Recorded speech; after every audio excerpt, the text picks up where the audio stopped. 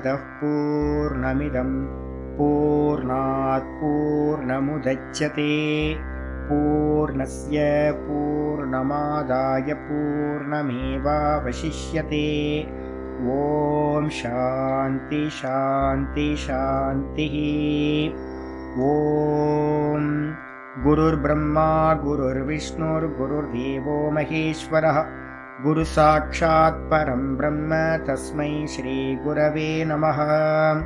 शंकरं शंकराचार्यं केशवं बादरायणं सूत्रभाष्यकृतौ वन्दे भगवन्तौ पुनः पुनः।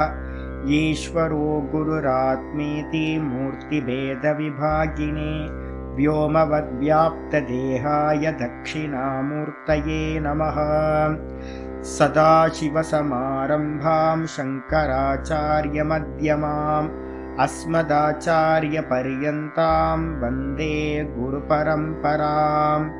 ॐ यो ब्रह्माणं विदधाति पूर्वं यो वै वेदांश्च प्रहिणोति तस्मै तं हदेवमात्मबुद्धिप्रकाशं मुमुक्षुर्वै शरणमहं प्रपद्ये। ओम शांति शांति शांतिः। ओम असतो मा सद्गमय तमसो मा ज्योतिर्गमय मृत्योर्मामृतं गमय। ओम शांति शांति शांतिः।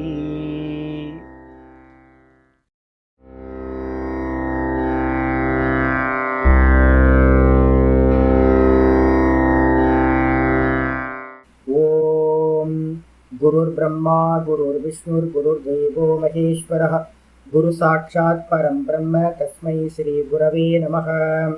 वन्दे गुरूणां चरणारविन्दे सन्दर्शित स्वात्मसुखावबोधे निःश्रेयसे जाङ्गलिकायमाने संसारहालाहलमोघशान्त्यै।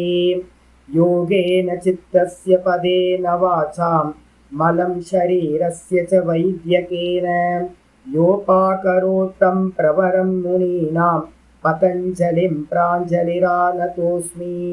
आबाहुपुरुषाकारं शङ्खचक्रासिधारिणं सहस्रशिरसं श्वेतं प्रणमामि पतञ्जलिं।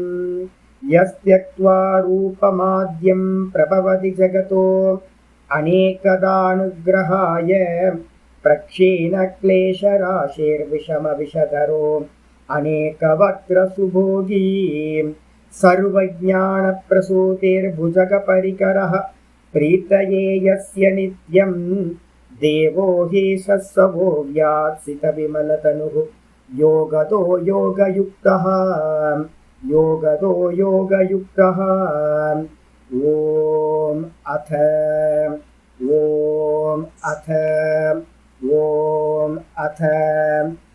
யோகானுசாசனம்। நம்ம பார்த்துக்கிட்டு இருக்கிறது பதஞ்சலி யோக சூத்திரத்தோட முதல் பாதம். ஒரு பிரீஃப் டிஸ்கிரிப்ஷன் பார்த்துட்டு இருக்கோம், சின்ன விளக்க உரை.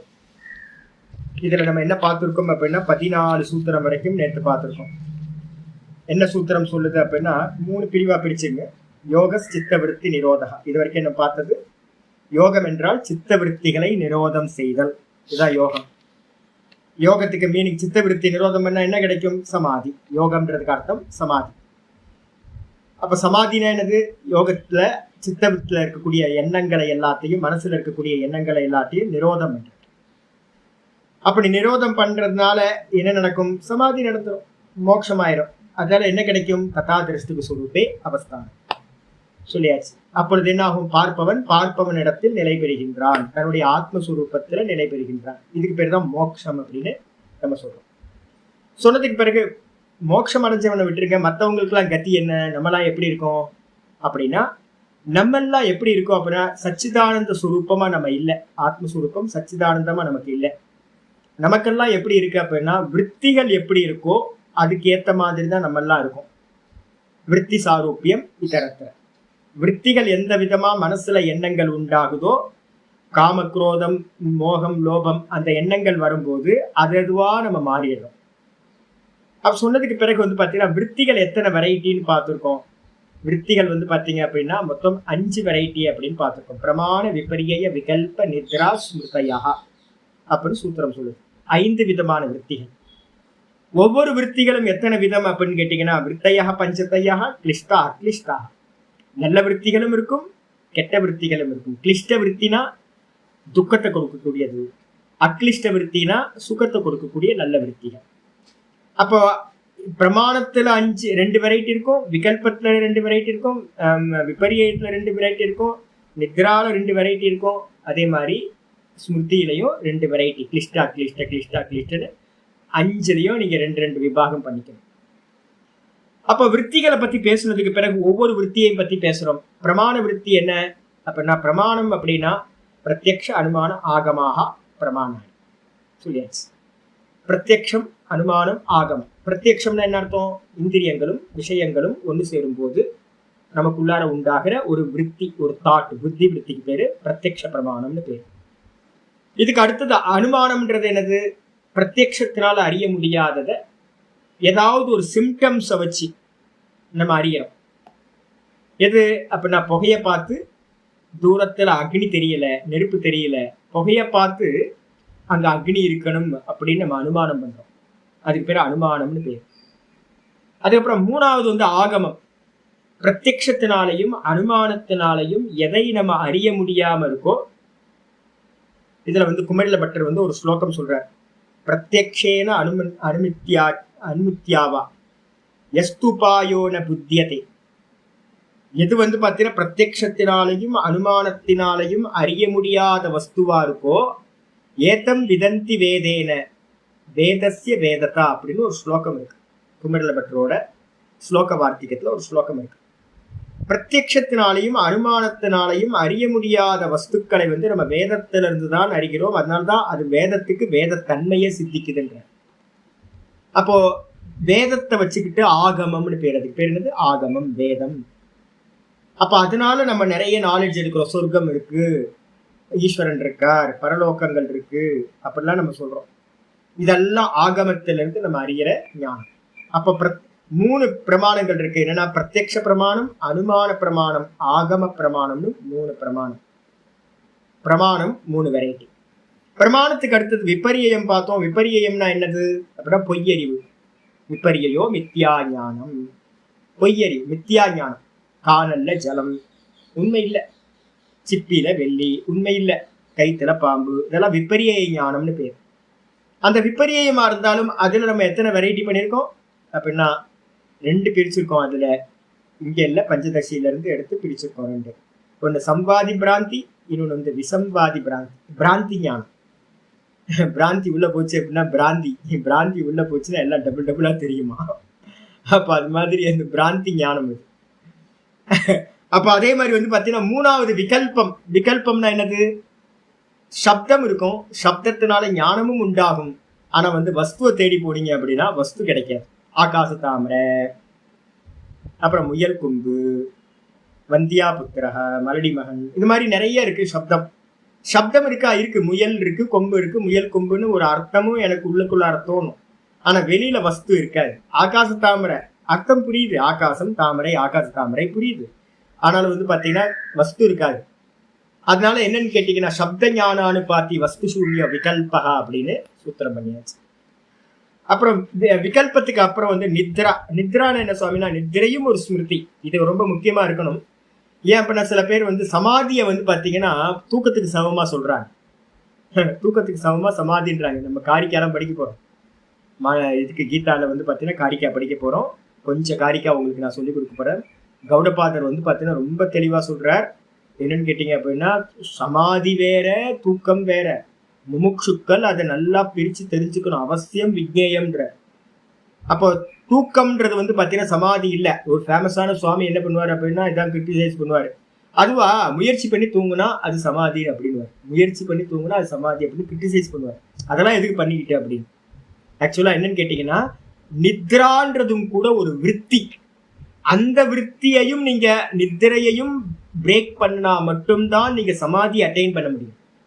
அதனால்தான் பஞ்ச விற்த்தியில நித்ரா விற்த்தின்னு ஒரு 4வது விற்த்தியா நித்திரையையும் ஒரு விற்த்தின்னு சொல்லுது. நித்ரா விற்த்தியில என்ன நடக்கும்? ஒன்னும் தெரியல. இதான் விற்பி. நித்ரா விற்த்தியில என்னது?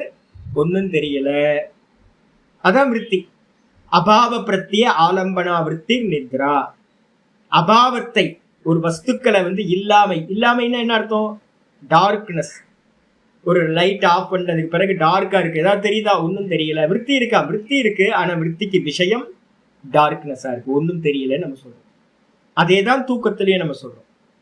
அப்ப தூக்கத்தில் இருக்கிற விற்பிக்கு பாத்தீங்கன்னா ஒரு விற்பி இருக்கு, அதுக்கு விஷயம் இல்லை அப்படின்னு சொல்லியாச்சு. அப்புறம் ஸ்மிருதி விற்பி என்னது? அந்த தூக்கத்திலேயே நான் என்ன பண்ணிருக்கேன்? 3 தூக்கம் சொல்லியிருக்கேன். சாத்விக தூக்கம், ராஜச தூக்கம், தாமச தூக்கம். அதே மாதிரி சொப்பனமும் 3 வெரைட்டி. தூங்குனா சொப்பனம் சம்பவிக்குது, அங்கேயும் 3 வெரைட்டி. சாத்விக சொப்பனம், ராஜச சொப்பனம், தாமச சொப்பனம் 3 இருக்கு. இதுக்கப்புறம் பாத்தீங்க அப்படின்னா ஸ்மிருதி, 5வது விற்பி பாத்தீங்கன்னா ஸ்மிருதி. அந்த ஸ்மிருதியில பாத்தீங்க அப்படின்னா என்னன்னா, நம்ம பாத்தீங்கன்னா எதை ரீகால் பண்ண முடியுதோ அதுக்கு பேர் ஸ்மிருதி விற்பின்னு பேர். நேத்து நான் கத்திரிக்காய் சாம்பார் சாப்பிட்டேன். போன வருஷம் பாத்தீங்கன்னா நான் பாத்தீங்கன்னா நல்ல கோயிலுக்கு போனேன், சிதம்பரம் கோயிலுக்கு போய் நடராஜரை பார்த்தேன். அதுக்கு முந்தின வருஷம் பாத்தீங்க அப்படின்னா நல்ல குற்றாலத்துக்கு போய் நல்ல குற்றாலநாதர் சுவாமியை பார்த்தேன். அப்படின்னு நான் ரீகால் பண்றேன்ல, அந்த விற்த்திகள் எல்லாமே பாத்தீங்கன்னா ஸ்மிருதி அப்படின்னு பேர். ஸ்மிருதி விற்பி அப்படின்னு பேர். மொத்தம் 5 விற்த்திகள். விற்த்திய சொன்னதுக்கு பிறகு பாத்தீங்கன்னா அனுபூத விஷய அசம்பிரமோஷக ஸ்மிருதி. நம்ம அனுபவிச்சது மறக்காம, திருடு போகாம அப்படியே ஸ்டோர் ரூம்ல இருந்துச்சு அப்படின்னா அதை நம்ம ரீகால் பண்ண முடிஞ்சா அதுக்கு பேர் தான் ஸ்மிருதி. ரீகால் பண்ண முடியலன்னா என்ன அர்த்தம்? போயிடுச்சுன்னு அர்த்தம். உள்ள இருக்கிறது போயிடுச்சு, யாரோ கொள்ளை அடிச்சுட்டு போயிட்டாங்க, ஸ்டீலிங் பண்ணிட்டாங்க நம்மளோட விற்பி அனுபவிச்சது எல்லாத்தையும். அப்ப ரீகால் பண்ண முடியல. அப்ப பாத்தீங்கன்னா அனுபூத்த விஷயம், அனுபவம் செய்யப்பட்ட விஷயம் திருடு போகாம அப்படியே நம்ம ஸ்டோர்ல இருந்துச்சு அப்படின்னா ரீகால் பண்ண முடியும், எப்ப வேணாலும் எடுத்துக்க முடியும். அதுக்கு பேர் தான் ஸ்மிருதி.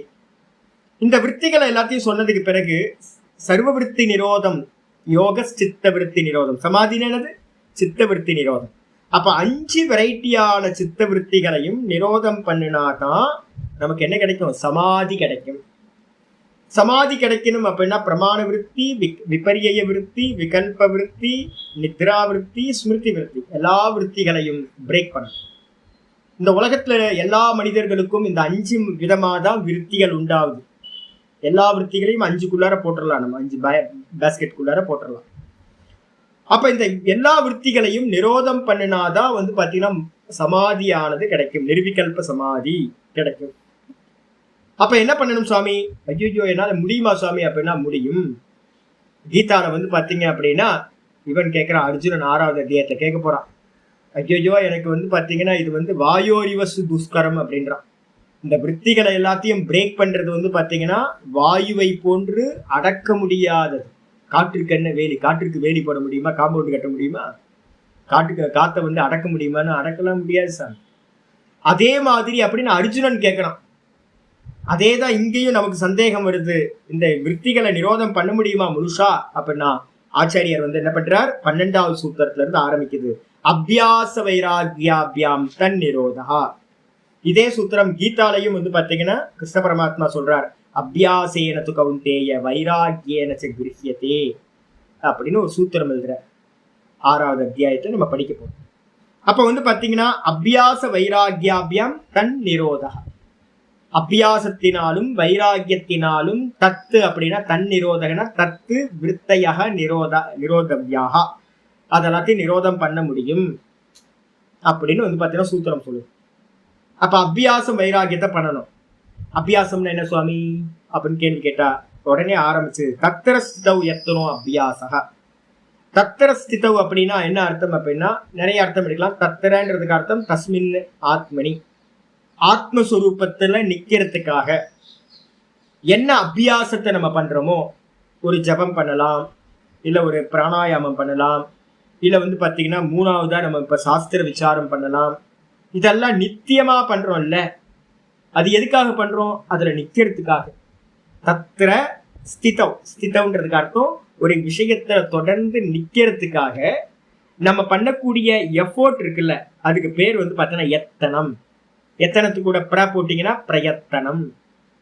எந்த முயற்சியானது செய்யப்படுதோ, எந்த பிராக்டிஸ் நம்ம பண்றோமோ அதுக்கு பேர் வந்து பாத்தீங்க அப்படின்னா அபியாசம்னு பேர். அபியாசம் இஸ் ஈக்குவல் டு பிராக்டிஸ். ஒரு தத்துவத்துல நிக்கிறதுக்கு, ஒண்ணுத்துல நிக்கிறதுக்காக பண்ணக்கூடிய முயற்சி. இங்க நம்ம என்ன பண்றோம்? அகம் அகம் அகம்னு திரஷ்டால நிக்கிறதுக்காக முயற்சி பண்றோம். அதுக்காக நிறைய அபியாசங்கள் பண்றோம். அந்த அபியாசங்கள், அந்த பயிற்சிகளுக்கு எல்லாம் பேரு அபியாசம்னு பேரு. அது எப்ப சுவாமி பலன் கொடுக்கும்? அப்ப நான் மொத்தம் கண்டிஷன் வந்து பாத்தீங்கன்னா 3 கண்டிஷன் சொல்றேன். என்னென்ன கண்டிஷன்?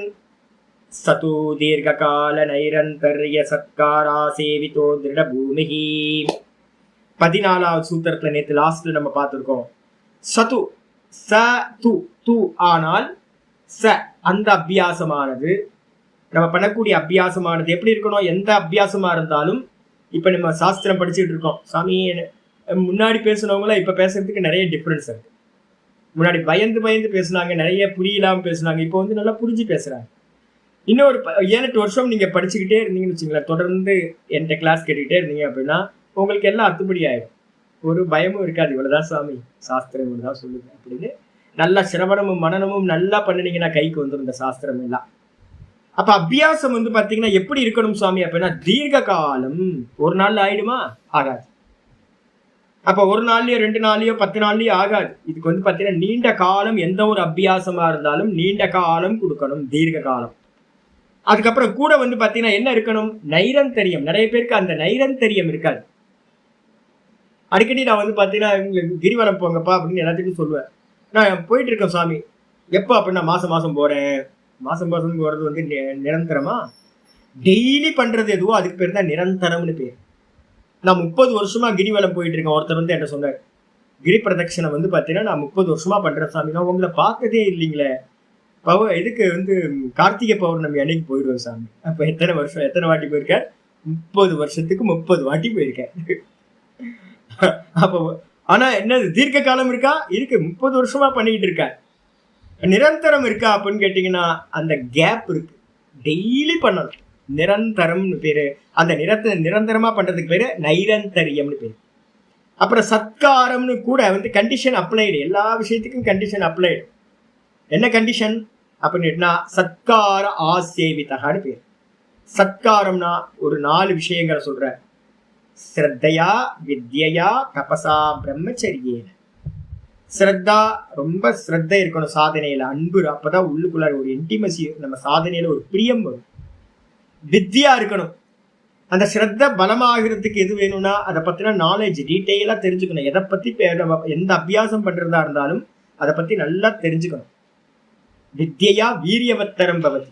இதுல வந்து சாந்தோக்கியத்துல சொல்லுது, நீங்க வெறுமனே பண்ணினீங்க அப்படின்னா, நாலேஜ் இல்லாம புரியாம பண்ணினீங்க அப்படின்னா என்ன ஆகும்? அது வந்து பாத்தீங்கன்னா வெறுமனே ஒரு பலனை கொடுக்கும். அதே நேரத்துல வித்யா வீரியவத்தரம் பவதி, அறிஞ்சு தெரிஞ்சு பண்ணினீங்க அப்படின்னா அது என்ன ரொம்ப வீரியமுடையதா ஆயிடும் அப்படின்னு வந்து பாத்தீங்கன்னா சொல்லு. பிரம்மசூத்திரத்துல இதை பத்தி மந்திரங்கள் இருக்கு. ஒரு காரியம் பண்றோம் அப்படின்னா முதல்ல காரியத்தை பண்ணணும், அதுக்கப்புறம் தெரிஞ்சு பண்ணணும். பொருளுணர்ந்து சொல்லுவார். நம்ம சொன்னல செல்வர் சிவபுரத்தின் உள்ளார்கில சொல்லிய பாட்டின் பொருளுணர்ந்து சொல்லுவார். நம்ம சிவபுராணத்துல வந்து பாத்தீங்கன்னா இருக்கு. அப்ப எதை தெரிஞ்சாலும் வித்யா வேணும். ஒரு விஷயத்த தெரிஞ்சு பண்ணணும். பிராணாயாமம் பண்றோமா, அதை பத்தி எவ்வளவு முடியுமோ ஒரு பக்கம் சாதனை பண்ணிட்டு இருக்கணும், ஒரு பக்கம் அபியாசம் அந்த வித்யாவை கேதர் பண்ணிக்கிட்டே இருக்கணும் டீட்டெயில.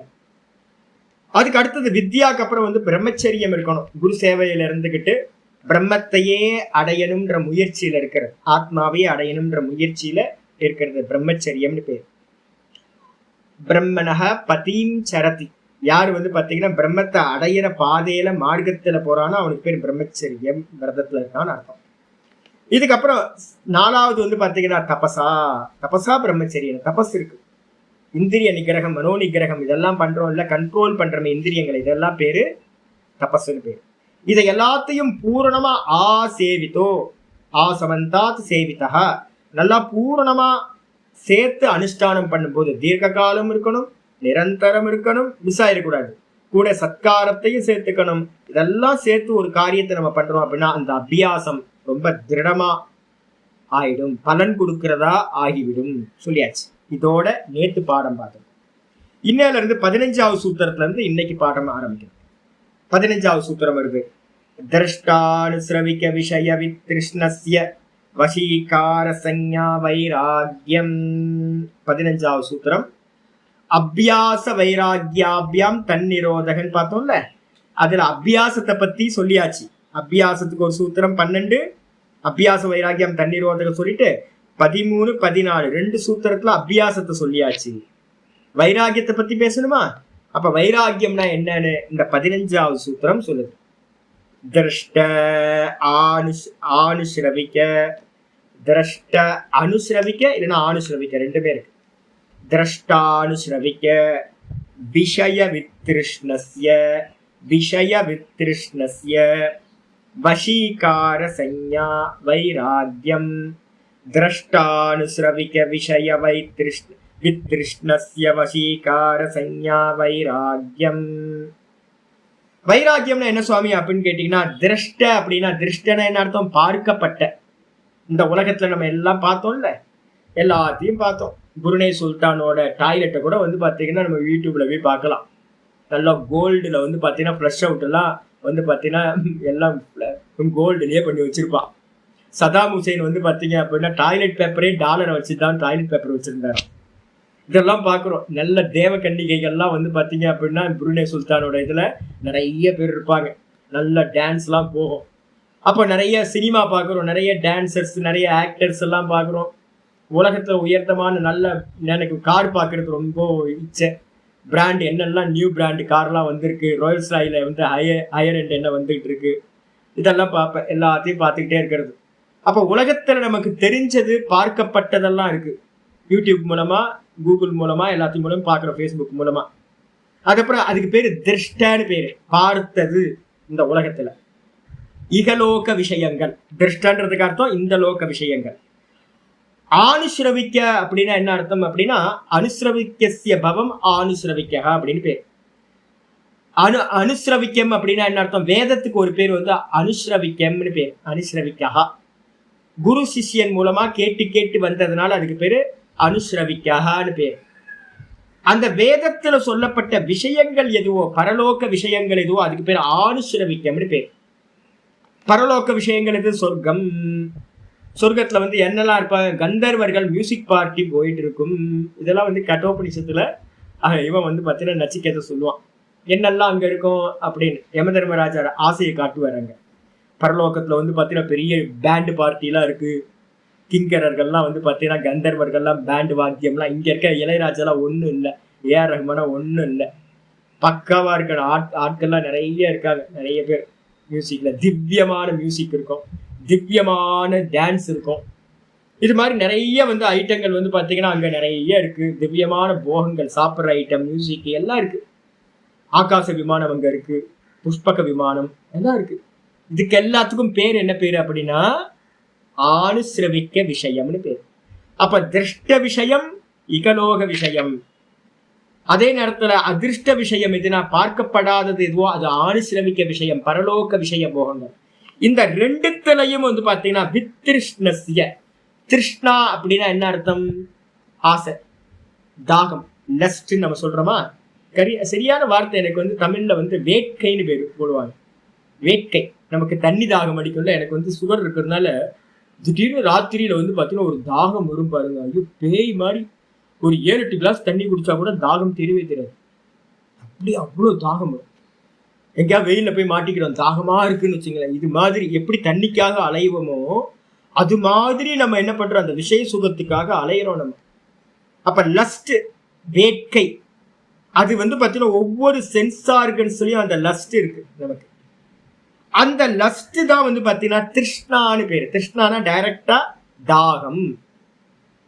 அது இல்லாதவன் எவனோ அவனுக்கு பேர் வித்ருஷ்ணஸ்ய. இது ரெண்டு இல்லாதது, தாகம் இல்லாதது. இகலோக பிரயோஜனம், பரலோக பிரயோஜனம் ரெண்டுத்திலையுமே அடையணும், அதை போகத்தை பண்ணணும் அப்படின்னு எந்த விஷயத்திலையும் ஆசை இல்லாதவனுக்கு வந்து பாத்தீங்கன்னா இருக்கக்கூடிய அந்த வைராக்கியம் இருக்கு.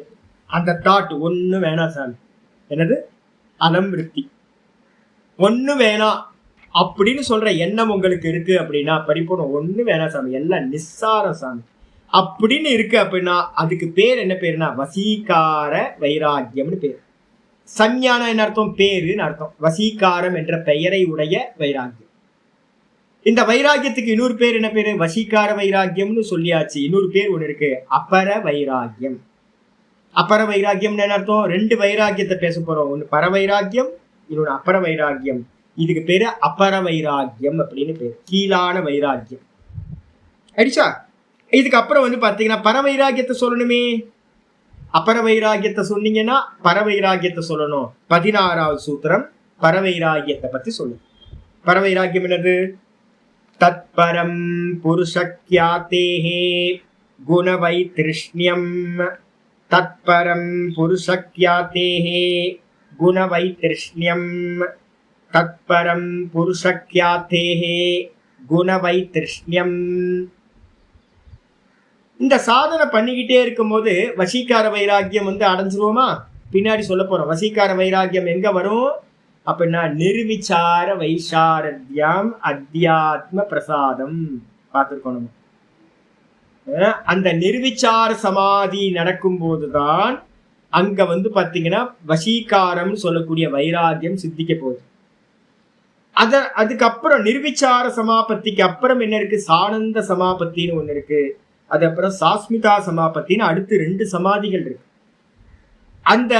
அந்த சாஸ்மிதா சமாபத்தி அடைஞ்சதுக்கு பிறகு என்ன இருக்கும் அப்படின்னா அதுக்கு மேல 98% சத்துவகுணம் ஆகும் போது, சத்துவகுணம் 98% ஒருத்தருக்கு போகுது அப்படின்னா என்ன ஆகும் சுவாமி அப்படின்னு கேட்டீங்கன்னா அந்த இடத்துல பரம் பிரசங்கியானம்.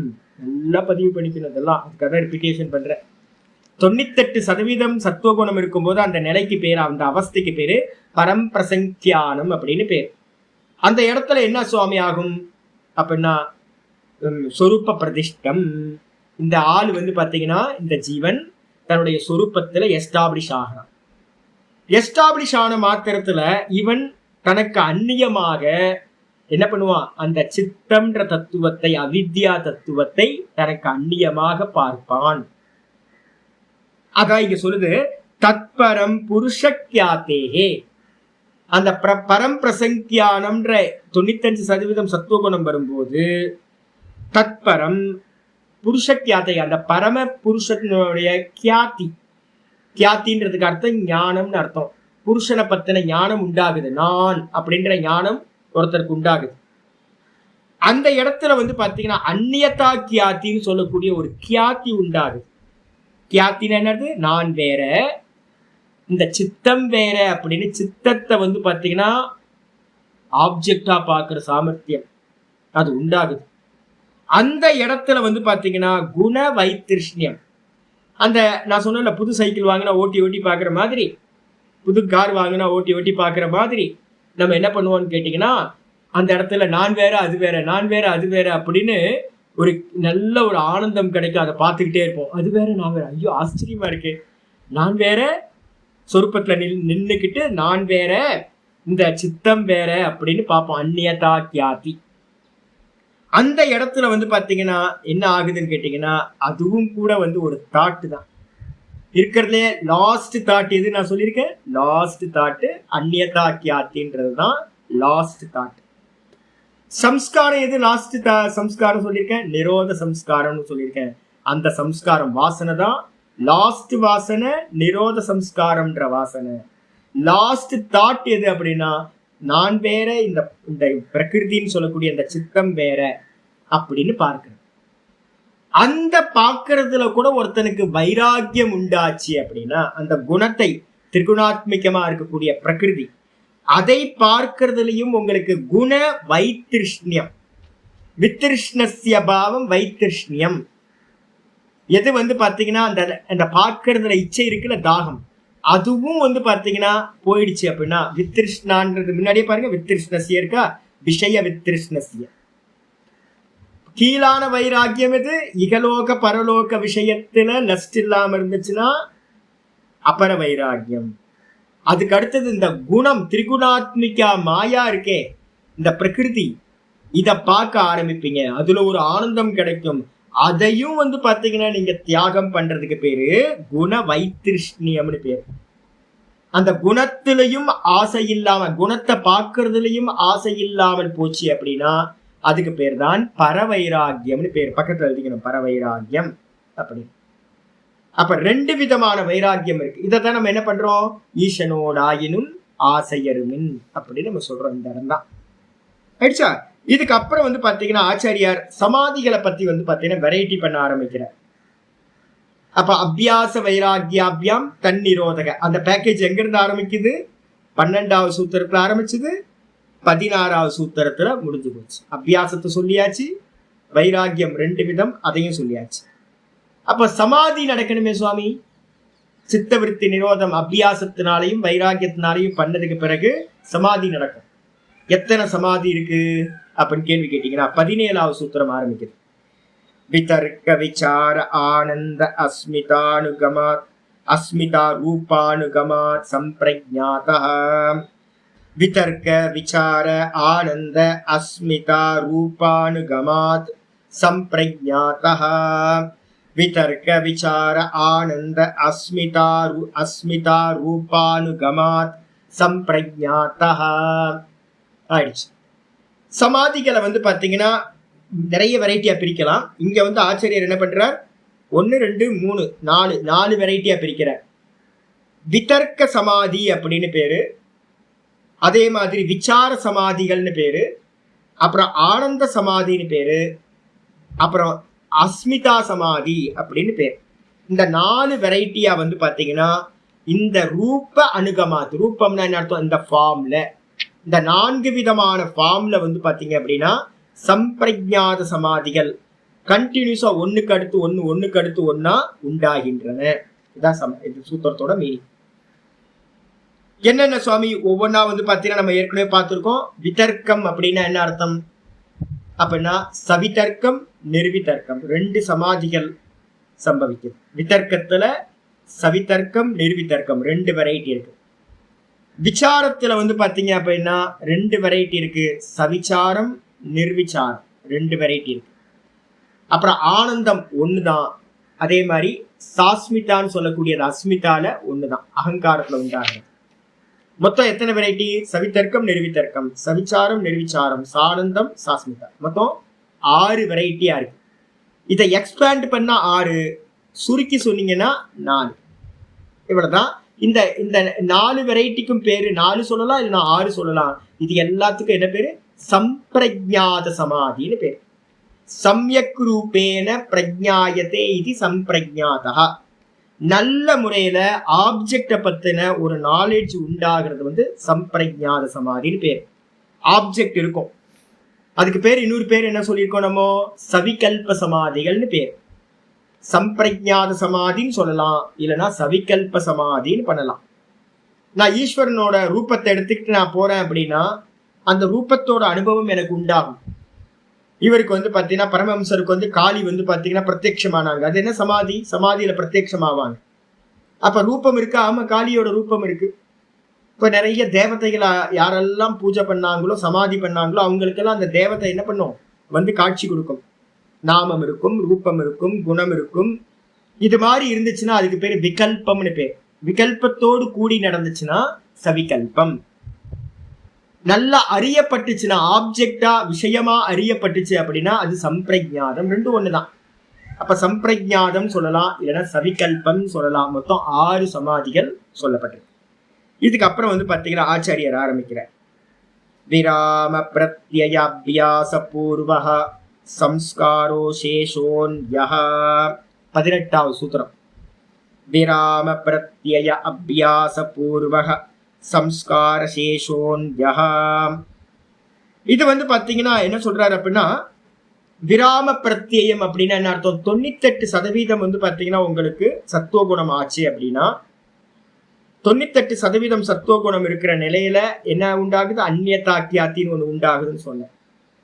அந்நியதாக்கியாத்தி உண்டாய் என்ன பண்ணும், நான் வேற, நான் தனியா பார்ப்பான். அதுக்கப்புறம் அந்த பிரகிருதின்ற சித்தத்தையும் தனியா பார்ப்பான். இது வேற, நான் வேற, இந்த சித்தம் வேறன்னு பார்க்கிற அபியாசம் நடக்கும். அதுக்கு பேர் என்ன சொல்லிருக்கோம், அந்நியதாக்கியாத்தின்னு பேர் பார்த்துக்கோம். இதுல கொஞ்சம் போர் அடிக்க ஆரம்பிக்கும். மெதுவா அதுல பார்த்து பார்த்து பார்த்து மெதுவா மெதுவா மெதுவா வந்து பார்த்தீங்கன்னா அதுல போர் அடிக்க, என்னப்பா இந்த சித்தம் தானே, விருத்தி இல்லாத சித்தம். விருத்தி இல்லாத சித்தத்தை, எண்ணங்கள் இல்லாத மனசை பார்க்க பார்க்க பார்க்க மெதுவா அதுல ஒரு போர் அடிச்சு என்ன ஆகும்னு கேட்டீங்கன்னா, இந்த மனசு அந்த அந்த அந்த பார்க்கறத நிப்பாட்டும், சித்தத்தை பார்க்கறத நிப்பாட்டும். அப்படி நிப்பாட்டும் போது என்ன ஆகும்னு கேட்டீங்கன்னா ஒரு நிரோதம் சம்பவிக்கும். நிரோதம், நிரோதம்னா அந்த பார்க்கிறதும் கடைசி தாட்டு பார்க்கிறது தான். அந்த இது வேற நான் வேறன்னு பார்க்கிற அந்த தாட்டும் நின்னாச்சு அப்படின்னா அதுக்கு பேரு விராம பிரத்யயம்னு பேரு. விராமம்னு என்ன அர்த்தம்? அந்த தாட்டு வந்து பார்த்தீங்கன்னா ஷட் டவுன் ஆகி போறது. விராமம்னா என்ன அர்த்தம்? ஷட் டவுன் ஆகிறது. பிரத்யயம் அப்படின்னா என்ன அர்த்தம்? தாட்டு. தாட்டு வந்து பார்த்தீங்கன்னா ஷட் டவுன் ஆச்சு அப்படின்னா அதுக்கு பேரு விராம பிரத்யயம்னு பேரு. எனக்கு ஃபர்ஸ்ட் எடுத்தோன்னா எப்படி நான் வேற சித்தம் வேறன்னு பார்த்தா ஒரு கியூரியாசிட்டி ஆரம்பத்துல உண்டாகி திரும்ப திரும்ப அதை பார்த்துட்டு இருந்தோனோ, அதே மாதிரி இந்த எண்ணங்களை எல்லாத்தையும் ஷட் டவுன் பண்ணோன ஒரு யுரேகா நமக்குள்ளார ஒரு ஆனந்தம் ஸ்புரிக்கும். உடனே என்ன பண்ணுவோம், திரும்ப திரும்ப எனக்கு அதை அபியாசம் பண்ணுவேன். நான் மனசை நிப்பாட்டுறது திரும்ப வெளியில வர, மனசை நிப்பாட்டுறது திரும்ப வெளியில வர. அந்த நிப்பாட்டி நிப்பாட்டி பார்க்கறதுக்கு பேர் என்ன பேரு? விராம பிரத்யய அபியாசம்னு பேரு. நம்ம வந்து பார்த்தீங்க அப்படின்னா ஒவ்வொன்றத்தையும் அபியாசம் பண்ணுறோம். காஃபியை வந்து குடிச்சு காஃபி அபியாசம் பண்ணியிருக்கேன். இந்த பாடம் எடுத்து பாடத்தை அபியாசம் பண்ணியிருக்கேன். பிராணாயாமத்தை பண்ணி பிராணாயாமம் அபியாசம் பண்ணியிருக்கேன். ஜபத்தை பண்ணி ஜபத்தோட அபியாசம் பண்ணியிருக்கேன். நம்ம எல்லாம் அபியாசம் பண்ணியிருக்கோம், ப்ராக்டிஸ் பண்ணியிருக்கோம். இதே மாதிரி கடைசி ப்ராக்டிஸ் எது அப்படின்னு கேட்டிங்கன்னா, சம்சாரத்துல கடைசி ப்ராக்டிஸ் எது அப்படின்னா சித்தத்தை வந்து பார்த்தீங்கன்னா எண்ணங்கள் இல்லாம நிப்பாட்டுறது, விராம பிரத்யயா. அந்த இடத்த வந்து திரும்ப திரும்ப எனக்கு அதை பண்ணணும்னு உள்ள தோணும், அதுக்கு பேர் விராம பிரத்ய அபியாசம். அதை திரும்ப திரும்ப ரிப்பீட் பண்ணிக்கிட்டே இருக்கிறது. இதான் நிதித்தியாசனம் அப்படின்னு பேரு. இதுக்கு பேர் தான் என்ன பேரு? விராம பிரத்ய அபியாசம் இருக்குல்ல, இதுக்கு பேர் தான் என்ன பேரு? நிதித்தியாசனம். இன்னைக்கு காலையில கூட 6:25 ஒண்ணு சொன்னேன் நான். க்ஷணை க்ஷணை ரூபரமே புத்தியா திருதி கிரஹீதயா ஆத்ம சம்ஸ்தம் மன கிருத்வா ந கிஞ்சிதபி சிந்தயேத். அருமையான ஸ்லோகம். இந்த தான்லயே மனசை நிப்பாட்டிட்டு வேற எந்த ஒன்றையும் சிந்திக்காதே. எந்த ஒன்றையும் சிந்திக்காம இருக்கிறதுக்கு என்ன பேர் சுவாமி? அதுதான் இங்க சொல்லுது. என்னது? விராம பிரத்யய அபியாசம். அதை எஸ்டாப்ளிஷ் ஆகிறதுக்கு நம்ம நிறைய வாட்டி பிராக்டிஸ் பண்ணணும். பிராக்டிஸ் பண்ணும்போது அதுக்கு பேர் அபியாசம்னு பேரு. அதை முன்னிட்டு நீங்க அபியாசம் பண்ணும் போது காஃபி குடிச்சா என்ன உண்டாகும்? காஃபி வாசனை உண்டாகுமா? எதை பண்ணினாலும் 10 நாள் தொடர்ந்து பண்ணாவே அது வாசனையா மாறுதா? அதே மாதிரி நான் எண்ணங்களை தாட்டை வந்து நிப்பாட்டி நிப்பாட்டி பார்க்கும்போது அந்த அபியாசம் என்ன பண்ணும்? உள்ளுக்குள்ளார ஒரு வாசனைய உண்டு பண்ணும். வாசனை சம்ஸ்காரம் ரெண்டு ஒண்ணுதான். அப்ப அந்த சம்ஸ்காரத்துக்கு என்ன பேரு அப்படின்னா, காஃபி குடிச்சதுல இருந்து உண்டாகிற வாசனை காஃபி வாசனை. உண்மை. அப்ப வந்து பாத்தீங்கன்னா ஜபத்தை பண்ணி உண்டாகிற வாசனை ஜப வாசனை, கர்மத்தை பண்ணி உண்டாகிற வாசனை கர்ம வாசனை. அதே மாதிரி சித்த விருத்திகளை எல்லாத்தையும் விராம பிரத்தியம் ஆஃப் பண்ணி வச்சு பாக்குறது அந்த அபியாசம் பண்ணும்போது அப்ப அந்த நிரோத வாசனை அப்படின்னு சொல்றோம். அதுக்கு பேரு நிரோத சம்ஸ்காரம்னு பேரு. அதுக்கு என்ன பேரு? நிரோத சம்ஸ்காரம். விராம பிரத்தியம் சொல்லக்கூடிய நம்ம சித்தத்தை நிப்பாட்டி நிப்பாட்டி பார்க்கும் போது உண்டாகிற அபியாசத்திலிருந்து நிரோத சம்ஸ்காரம் உண்டாகும். அதான் இங்க சம்ஸ்காரம். அது மட்டும் என்னன்னு கேட்டீங்கன்னா அபியாச பூர்வக சம்ஸ்காரமானது மிச்சம் இருக்கும். சேஷோ அந்யா. இது வந்து பாத்தீங்கன்னா மத்த பிரத்தியங்களுக்கு மத்த வாசனைகளுக்கு வேறானது. இவன் என்ன பண்ணுவான் தெரியுங்களா? சேஷோ அந்நியக. இந்த சம்ஸ்காரம் நிரோத சம்ஸ்காரம் மட்டும் இவன்கிட்ட மிச்சம் இருக்கும். இது என்ன பண்ணும் தெரியுங்களா? அவன் விவகாரத்துக்கு வருவான், இதை பிராக்டிஸ் பண்ணிக்கிட்டே இருப்பான் நாள் ஃபுல்லா. எப்பெல்லாம் நடுவில் வெளியில வரானோ அப்பெல்லாம் உலகத்துல ஏதாவது நடக்கும்ல விவகாரம். சரீரம் இருக்கிறதுனால ஏதாவது விவகாரம் நடக்கும். சாப்பிடுறது, போறது, தூங்குறது, இதெல்லாம் ஏதாவது ஜாப்ல இருந்தாலும் அது கூட நடக்கும். ஆனா இது என்ன பண்ணும் அப்படின்னா மற்ற விவகாரங்களை எல்லாத்தையும் உள்ள அலோவ் பண்ணாம தடுத்து நிப்பாட்டும். பிரதிபந்தி அப்படின்னு பார்த்தோம் பின்னாடி. இந்த சம்ஸ்காரம் நிரோத சம்ஸ்காரம் என்ன பண்ணும்? அந்நிய சம்ஸ்கார பிரதிபந்தி. பின்னாடி 50, 52 சூத்திரத்தெல்லாம் பார்த்துருக்கோம். நிரோத சம்ஸ்காரம் தான் என்ன பண்ணும் அப்படின்னு கேட்டீங்கன்னா எல்லா உலகியல் சம்ஸ்காரங்களையும் பதிவுகளையும் தடுத்து நிப்பாட்டக்கூடியது. அதனால மற்ற சம்ஸ்காரங்கள் எனக்கு திரும்ப திரும்ப தூண்டும், அது சம்சாரத்தை கொடுக்குது. ஆனா இந்த நிரோத சம்ஸ்காரம் என்ன பண்ணும், சம்சாரத்தை நாசம் பண்ணக்கூடியது. அதனால அந்நியகன்னு போட்டிருக்கு. அப்ப சம்ஸ்காரம் மட்டும், நிரோத சம்ஸ்காரம் மட்டும் மிச்சம் இருக்கும். அது வந்து பாத்தீங்கன்னா மற்ற சம்ஸ்காரங்களுக்கு அந்நியமானது சொல்லியாச்சு. ரொம்ப முக்கியமான சூத்திரம் இந்த சூத்திரம், இம்பார்ட்டன்ட் போட்டு வச்சுங்க. கிராம பிரத்ய அபியாச பூர்வகா சம்ஸ்கார சேஷோ அந்நியா. இதுக்கப்புறம் வந்து பாத்தீங்கன்னா இது வைராகியத்தை முன்னிட்டு வரக்கூடியது. மெதுவா அபியாச வைராகியத்துல போறவங்களுக்கு, யாருக்காவது கொஞ்சோண்டு லாலச் இருக்குன்னு வச்சுங்களேன், கொஞ்சம் ஆசை இருக்கு, இன்னும் வைராகியம் பூர்ணமாக, அவங்க என்ன ஆவாங்க சுவாமி அப்படின்னா 19வது சூத்திரம் சொல்லுது. பவ பிரத்யயோ விதேக பிரகிருதி லயானாம், பவ பிரத்யயோ விதேக பிரகிருதி லயானாம், பவ பிரத்யயோ விதேக பிரகிருதி லயானாம். பவ பிரத்யயோ அப்படின்னா பவம்னா சம்சாரம்னு அர்த்தம். ரீபர்த்துக்கு பேரு பவம்னு பேரு. பவ சம்சாரம், திரும்ப திரும்ப பிறக்கிறோம்ல, அதுக்கு பேரு பவம்னு பேரு. திரும்ப திரும்ப பிறந்துகிட்டே இருக்கும். பவதி இதி பவஹா, திரும்ப புனர்ஜென்மம் எடுக்கிறதுக்கு பேரு பவஹான்னு பேரு. பிரத்யயம்னா இந்த இடத்துல என்ன அர்த்தம்னு கேட்டீங்கன்னா காரணம்னு அர்த்தம். இந்த இடத்துல காரணம். சம்சாரம், பவம்னா சம்சாரம், பிரத்யயம்னா காரணம். சம்சாரத்துக்கு காரணம், ரீபர்த்துக்கு காரணம் எது சுவாமி அப்படின்னு கேட்டீங்கன்னா விதேக கமா பிரகிருதி லயானம். விதேகம் அப்படின்னா என்ன அர்த்தம் கேட்டீங்கன்னா ஜென்மங்கள் நிறைய இருக்கு. இந்த ஏதாவது ஒண்ணுத்துல போய் லயம் ஆயிட்டோம்னு வச்சுங்களேன், எதெல்லாம் இருக்கு விஷயங்கள், வெளியில பஞ்சபூத்தங்கள் இருக்கா, பஞ்சபூத்தங்கள்ல சமாதி பண்ணி பஞ்சபூத்தங்களோட ஒன்னாயிட்டீங்க அப்படின்னா அதுவும் உங்களுக்கு என்ன ஆயிடும், பஞ்சபூத்தங்களோட ஒன்னாயிடுவீங்க, சரீரம் கிடைக்காது வேற. ஆனா என்ன சரீரம் இருக்கும், அந்தந்த பூத்தங்களா பஞ்சபூத்தங்களா ஆயிடுவீங்க. எவ்வளவு காலம், அதுக்கெல்லாம் காலம் சொல்லியிருக்கேன்ல உங்களுக்கு. ஒவ்வொன்றுக்கும் 10 மன்வந்தரம், 100 மன்வந்தரம், 1000 மன்வந்தரம் அப்படின்னு ஒவ்வொன்றுக்கும் இருக்கு. தன்மாத்திரைகள்ல போய் லயம் ஆயிட்டீங்க அப்படின்னா அப்பவும் சரீரம் கிடைக்காது. அதுக்கப்புறம் இந்திரியங்கள்ல போய் லயம் ஆயிட்டீங்கன்னா அப்பவும் சரீரம் கிடைக்காது. மனசுல போய் லயம் ஆயிட்டீங்கன்னா அப்பவும் சரீரம் கிடைக்காது. புத்தி தத்துவத்துல போய் லயம் ஆயிட்டீங்கன்னா அப்பவும் சரீரம் கிடைக்காது. அகங்கார தத்துவத்துல போய் லயம் ஆயிட்டீங்கன்னா அப்பவும் சரீரம் கிடைக்காது. இந்த அகங்கார தத்துவம் வரைக்கும் இருக்கிற எல்லாத்துலயும் போய் லயமானீங்கன்னா அவங்களுக்கு என்ன பேரு அப்படின்னா 10 மன்வந்தரம், 100 மன்வந்தரம், 1000 மன்வந்தரம், 10,000 மன்வந்தரம் அப்படின்னு ஃப்ரீஸ் ஆயிருப்போம். அது எப்படி இருக்குன்னா மோட்சம் மாதிரியே இருக்கும். அதுக்கெல்லாம் என்ன பேருனா விதேகர்கள் அப்படின்னு பேர். விதேகம் அப்படின்னா என்ன அர்த்தம், தேகம் இல்லாத நிலைக்கு பேரு விதேகம். அவங்களுக்கு என்ன பேர் சுவாமி, விதேக தேவர்கள்னு பேர். தேகமில்லாத தேவர்கள், அது ஒரு ஸ்டேட்டஸ் இருக்கு. இப்ப நம்ம கர்மத்தை பண்ணிட்டு தேவலோகத்தை அடைகிறாங்கன்னு வச்சுங்க. அதுக்காக நான் வந்து கர்ம காண்டத்தை வந்து ரொம்ப கிரிட்டிசைஸ் பண்ணுவேன். நான் சாஸ்திரத்துல எல்லாம் வந்து பாத்தீங்கன்னா நைஷ்கர்மி சித்தின்னு ஒரு கிரந்தத்தை பண்ணியிருக்கார் சுரேஸ்வராச்சாரியார். அவர் மகா கர்மகாண்டியா இருந்தவர். கர்மத்தை வந்து எப்படி இருந்தாலும் கர்மத்தை தாண்டி போயிடணும். ஏன் கர்மத்தை தாண்டி போகணும் அப்படின்னா கீதால வந்து பாத்தீங்கன்னா ஒரு அருமையான ஸ்லோகம் 6வது அத்தியாயத்துல வந்து பாத்தீங்க அப்படின்னா சொல்ற, கர்மிபியஸ்ச அதிகோ யோகி சொல்ற, கர்மிகளை காட்டிலும் யோகி ரொம்ப உயர்ந்தவன். ஏன் அப்படின்னா கர்மத்தை பண்ணி நீங்க அடையிறீங்க லோகம், அந்த லோகம் என்னவா இருக்கும்னு கேட்டீங்கன்னா கர்மனா பித்ரு லோகா. கர்மத்தை பண்ணிட்டு அடைஞ்சிங்க அப்படின்னா தேகம் இருக்கும், அங்கேயும் தேகம் இருக்கு, அங்கேயும் தேகம் இருக்கு, தேகத்தினால ப்ராப்ளம்ஸ் இருக்கும், எல்லாமே இருக்கும். இந்திரன் வேற தேகம், திலோத்தமா வேற தேகம், ரம்பா ஊர்வசி, அக்னி பகவான், வாயு பகவான், எல்லா பகவான்களும் இருப்பாங்க, அங்க தேகம் இருக்கும் அங்க.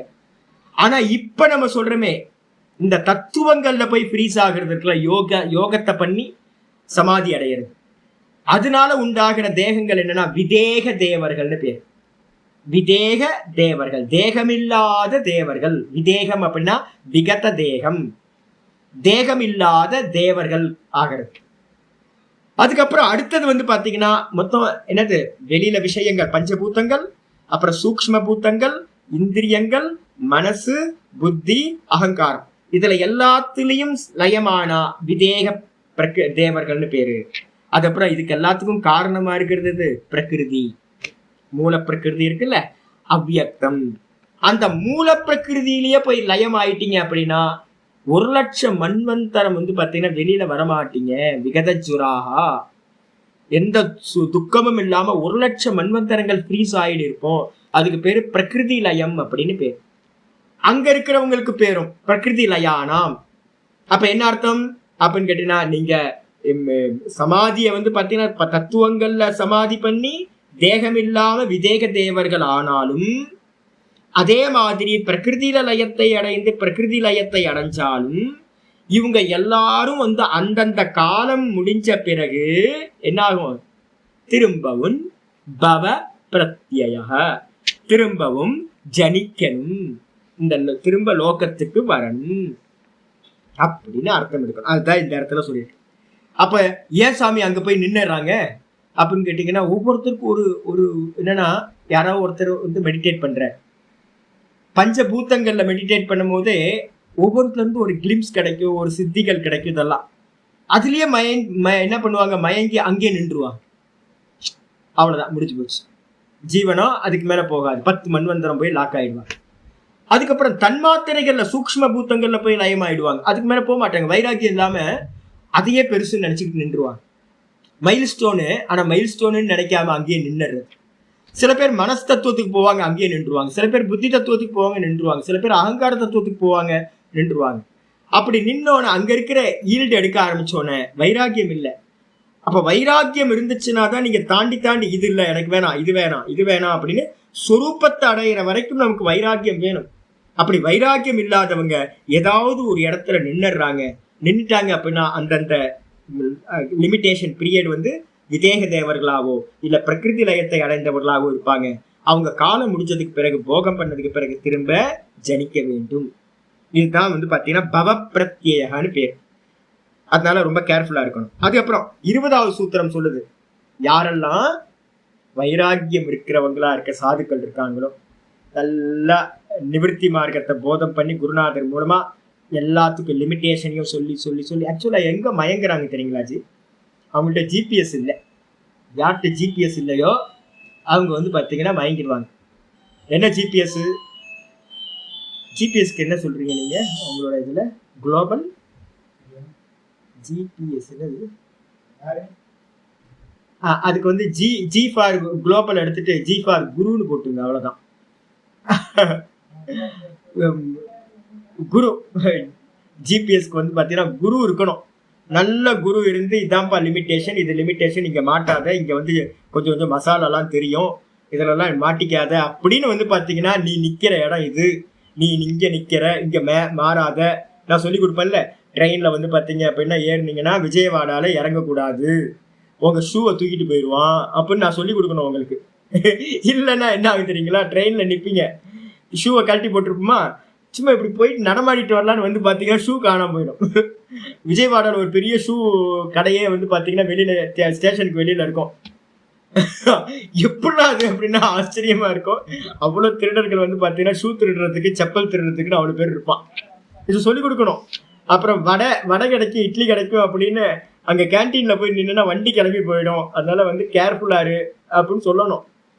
நாக்பூர்ல வந்து பாத்தீங்கன்னா ஆரஞ்சு கூடையா விற்பான். 40-50 ரூபான்னு சொல்லுவான் ஒரு கூடை ஆரஞ்சு. பார்த்தா அப்படியே கண்ணெல்லாம் விரியும். ஐயோ, நம்ம ஊர்ல வந்து 300 ரூபாய் சொல்றானே கிலோ, 200 ரூபாய் சொல்றானே, இங்க 50 ரூபாய்க்கு ஒரு கூடையே தரானேன்னு ஏமாந்துடாதீங்க.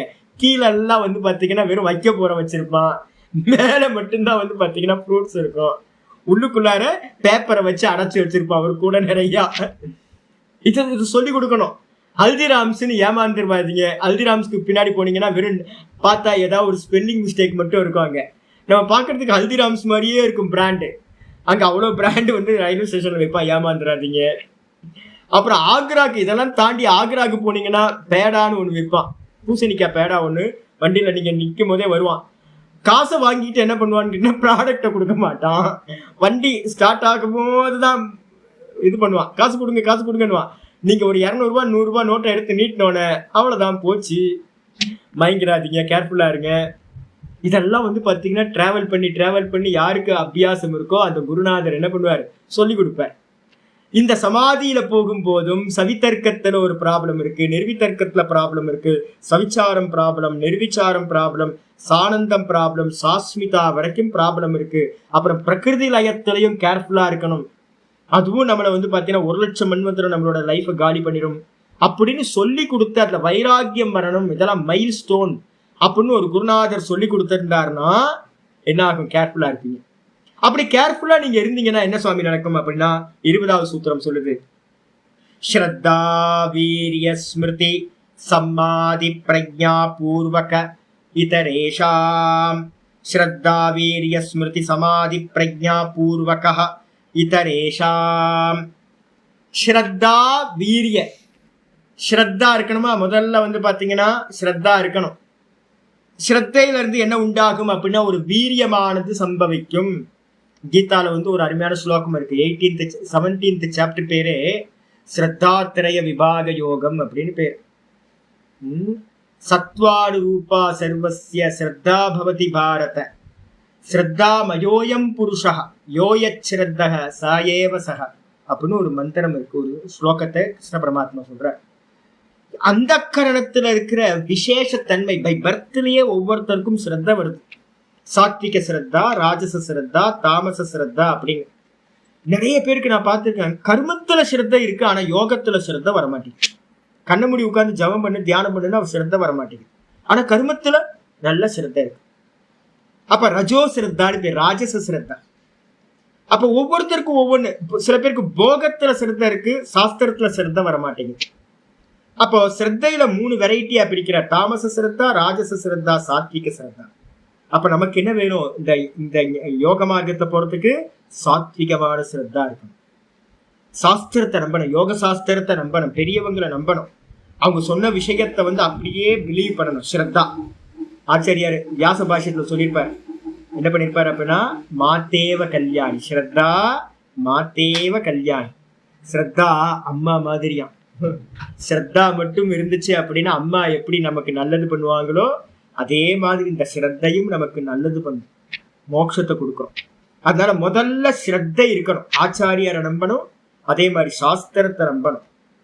இந்த ரெண்டும் இருக்கணும், ஸ்ரத்தா இருக்கணும். ஸ்ரத்தையில இருந்து என்ன சாமி உண்டாகும்னா, ஸ்ரத்தையில இருந்து வந்து பாத்தீங்கன்னா ஒரு வீரியம் உண்டாகும். இந்த மனோபலம் சொல்றோம் பாத்தீங்களா, பாடிலாம் ஒரு விஷயம் இல்லைங்க. பாடியை காட்டிலும் வந்து பாத்தீங்கன்னா இந்த மனோபலம்னு ஒண்ணு இருக்கு பாருங்களா, அது வந்து எதை வச்சுக்கிட்டு வருதுன்னா ஸ்ரத்தையை வச்சுக்கிட்டு வருது. நிறைய பேருக்கு பாடியில பலம் இருக்கும், ஆனா ஸ்ரத்தை இல்லைன்னா அவங்களால அந்த காரியத்தை பண்ண முடியாது. ஒருத்தருக்கு பாடி வந்து அவ்வளவு இதா இருக்காது, ஆனா மனோபலம் இருக்கு, ஸ்ரத்தை இருக்கு அப்படின்னா மனோபலத்தை கொடுத்து அந்த காரியத்தை நல்லா பண்ண வைக்கும். அப்ப ஸ்ரத்தையில இருந்து என்ன உண்டாகும்னா வீரியம் உண்டாகும். ஸ்ரத்தையில இருந்து வீரியம் உண்டாகும். வீரியத்திலிருந்து என்ன உண்டாகும்? அபியாசம் பண்ணுவீங்கல்ல, நல்லா திரும்ப திரும்ப அபியாசம் பண்ணுவீங்க. நிறைய அபியாசத்தை பண்ண பண்ண பண்ண ஜபமோ தியானமோ பிராணாயாமத்தையோ தொடர்ந்து நீங்க திரும்ப திரும்ப திரும்ப பண்றதுக்கான வீரியம் உண்டாகும். அந்த வீரியத்திலிருந்து உங்களுக்கு என்ன கிடைக்கும் அப்படின்னா, நேத்து நான் ஒரு அபியாசம் பண்ணியிருப்பேன், அதுல இருந்து அதோட ஸ்மிருதி எனக்கு உண்டாகும். அதை வச்சுக்கிட்டு இன்னைக்கு நான் பண்ணுவேன், இன்னைக்கு உண்டாகிறது நாளைக்கு ஒரு அது ஸ்மிருதியா மாறும். அப்ப ஒவ்வொரு அபியாசமும் நமக்கு வந்து ஒரு நினைவை கொடுத்து எனக்கு திரும்ப அதை பண்ணணும், இன்னும் பண்ணணும், இன்னும் பண்ணணும்னு உள்ளுக்குள்ளார அந்த ஸ்மிருதி உண்டாகும். அப்போ ஸ்ரத்தையில இருந்து வீரியம், சாமர்த்தியம், சாமர்த்தியத்துல இருந்து அபியாசம் பண்றோம், அபியாசத்துல இருந்து ஒவ்வொரு நாளும் நமக்கு வந்து அந்த சமாதியில இருந்து ஒரு ஸ்மிருதி உண்டாகும். நம்ம பண்ற அனுஷ்டானத்துல இருந்து ஸ்மிருதி உண்டாகும். அந்த ஸ்மிருதியில இருந்து என்ன கிடைக்கும் அப்படின்னு கேட்டீங்கன்னா, திரும்ப திரும்ப அபியாசம் பண்ணுவீங்க. அபியாசம் பண்ணும் போது சமாதியானது சம்பவிக்கும். சமாதியில இருந்து வந்து பாத்தீங்கன்னா, சமாதி சம்பவிச்சோன சமாதியில ஒரு அறிவு உண்டாகும், பிரக்ஞா. சமாதியில என்ன பிரக்ஞா உண்டாகும் அப்படின்னு கேட்டீங்கன்னா, ரிதம்பரா பிரக்ஞா சொல்லியிருக்கேனா, ரிதம்பரா தத்திர பிரக்ஞா உண்டாகும், பிரக்ஞா உண்டாகும். அந்த பிரக்ஞா என்ன பண்ணும் அப்படின்னா, ரிதம் பரண தாங்குற, சத்தியத்தை தாங்குற சாமர்த்தியம் அந்த பிரக்ஞா கொடுக்கும். அப்ப ரிதம்பரா பிரக்ஞாவை முன்னிட்டு மற்றவர்களுக்கு இதரேஷாம்னா யாரெல்லாம் விரக்தர்களா இருக்கிற யோகிகள் இருக்காங்களோ அவங்களுக்கு இந்த பிரகாரமா என்னது நிர்விகல்ப சமாதியானது சம்பவிக்கும். அப்ப நிர்விகல்ப சமாதியோட ஆர்டர் என்னது? ஸ்ரத்தா, வீரியம், ஸ்மிருதி, அதுக்கப்புறம் வந்து பாத்தீங்கன்னா சமாதி, அதுக்கப்புறம் பிரக்ஞா, பிரக்ஞைக்கு அப்புறம் வந்து பாத்தீங்கன்னா மெதுவா மெதுவா அடுத்த நிலைக்கு போய் நிர்விகல்ப சமாதி வரைக்கும் கொண்டு போகும். நடுவுல சம்பவிக்கிற சமாதிகள் என்னது? சவிதர்க்கம், நிர்விதர்க்கம், சவிச்சாரம், அதுக்கப்புறம் நிர்விச்சாரம் வரைக்கும் சமாதின்னு எடுத்துக்கணும்.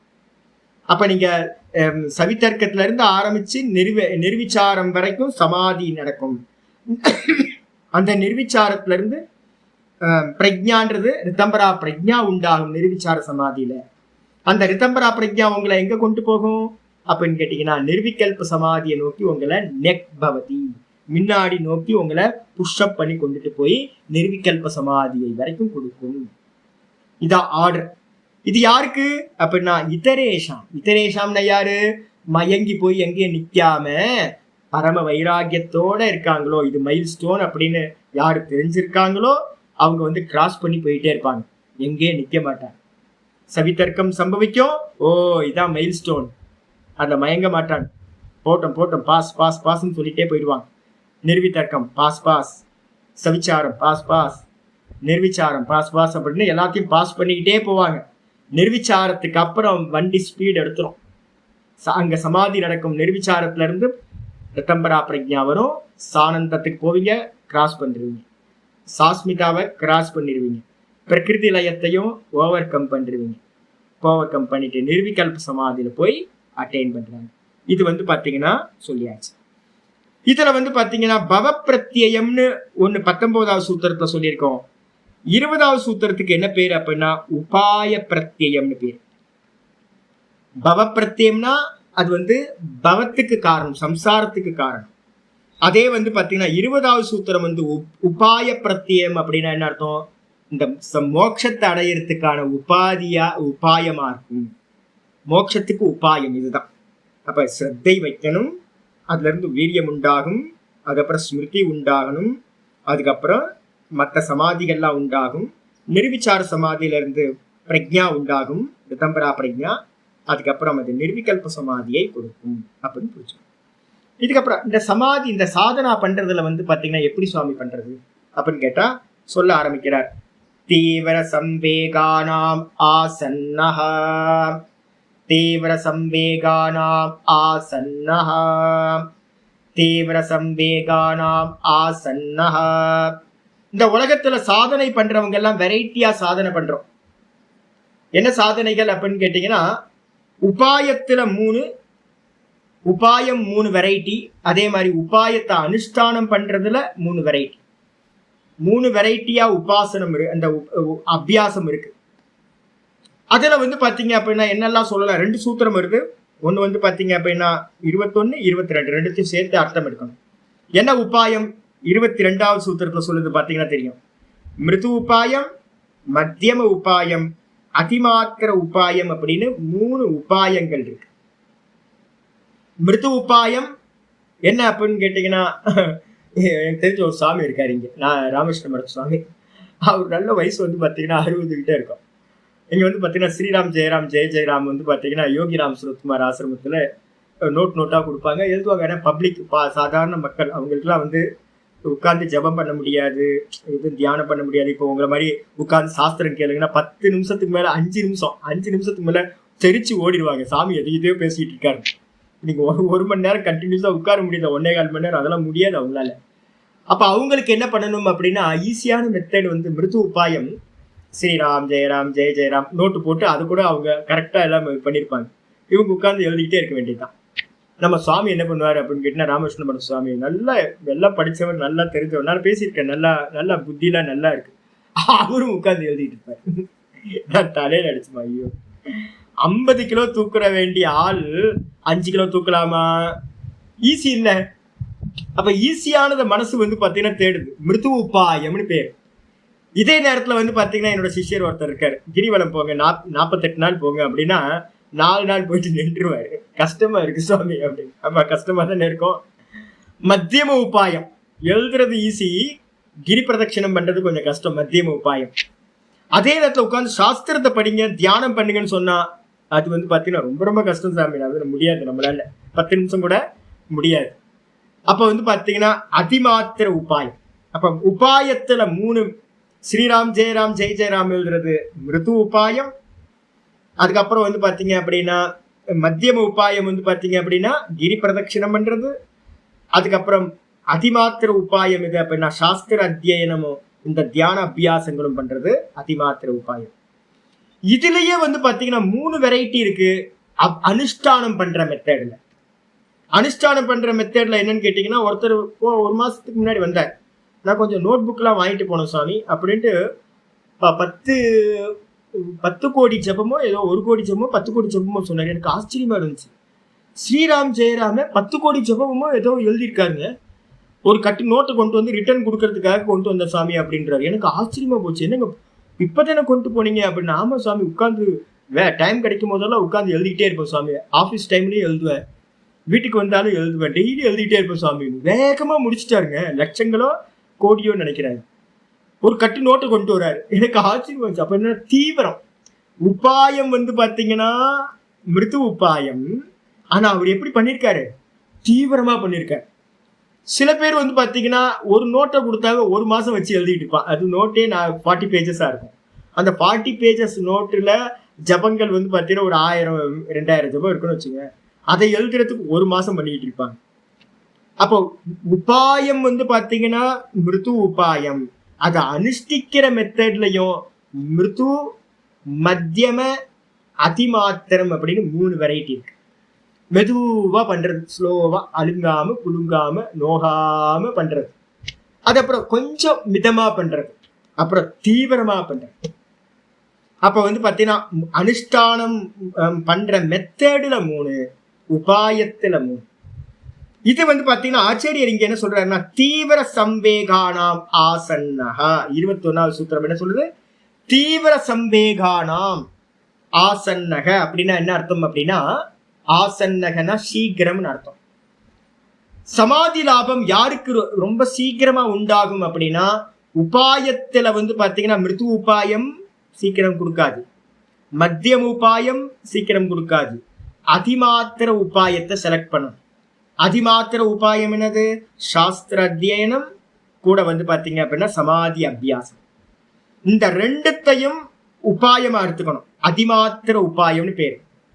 அது அப்புறம் அனுஷ்டானம் பண்றது, இதை வந்து மிருதுவா நீங்க அனுஷ்டானம் பண்ணினீங்கனாலும் சீக்கிரம் கிடைக்காது, மத்தியமமா அனுஷ்டானம் பண்ணினாலும் சீக்கிரமா கிடைக்காது.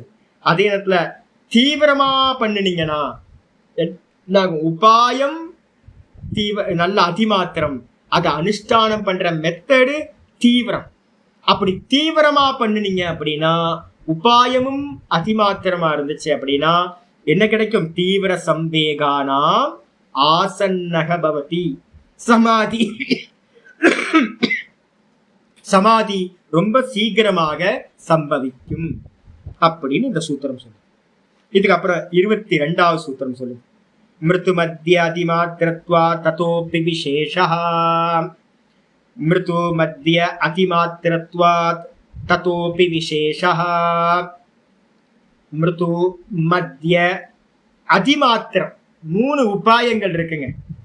மிருது உபாயம், மத்தியம உபாயம், அதிமாத்திர உபாயம். ஸ்ரீராம் ஜெயராம் எழுதுறது மிருது உபாயம். கிரி பிரதட்சிணம் பண்றது 4 மணி நேரம் கிரி பிரதட்சிணம் பண்றது என்னது? மத்தியம உபாயம். அதுக்கப்புறம் சாஸ்திர அத்தியனமும் மோட்ச சாஸ்திர அத்தியனமும் யோக சாஸ்திர அத்தியனமும் கூட யோக அபியாசங்களும் பண்றது, சமாதி அபியாசம் பண்றது அதி மாத்திரம் அப்படின்னு அதிமாத்திர உபாயம்னு பேர். இதுல தத்துவாபி விசேஷகன என்ன அர்த்தம்? ஒன்னை காட்டிலும் ஒன்னு விசேஷம். மிருது உபாயத்தை காட்டிலும் மத்தியம உபாயம் சிரேஷ்டமானது, சிறந்தது. மத்தியம உபாயத்தை காட்டிலும் அதிமாத்திர உபாயம் ரொம்ப பெஸ்டானது. ஆயிடுச்சா? அப்ப அனுஷ்டானம் பண்ற மெத்தட்ல அதுலயும் 3 வெரைட்டி. மிருத்துவா அனுஷ்டானம் பண்றதை காட்டிலும் என்னோட சிஷ்யர் ரொம்ப இதுங்க.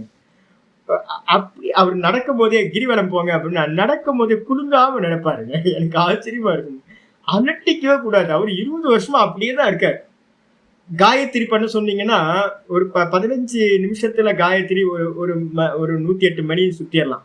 அவர் வந்து பாத்தீங்கன்னா 1 மணி நேரம் 3/4 மணி நேரம் 108 ஜபத்தை சொல்லிட்டு இருப்பார். ஓம் பூர்புவஸ் சுவஹா. அதாவது அந்த வாய்க்கு கூட வந்து சொல்ற வாய்க்கு கூட அதுக்கு வலிக்க கூடாது.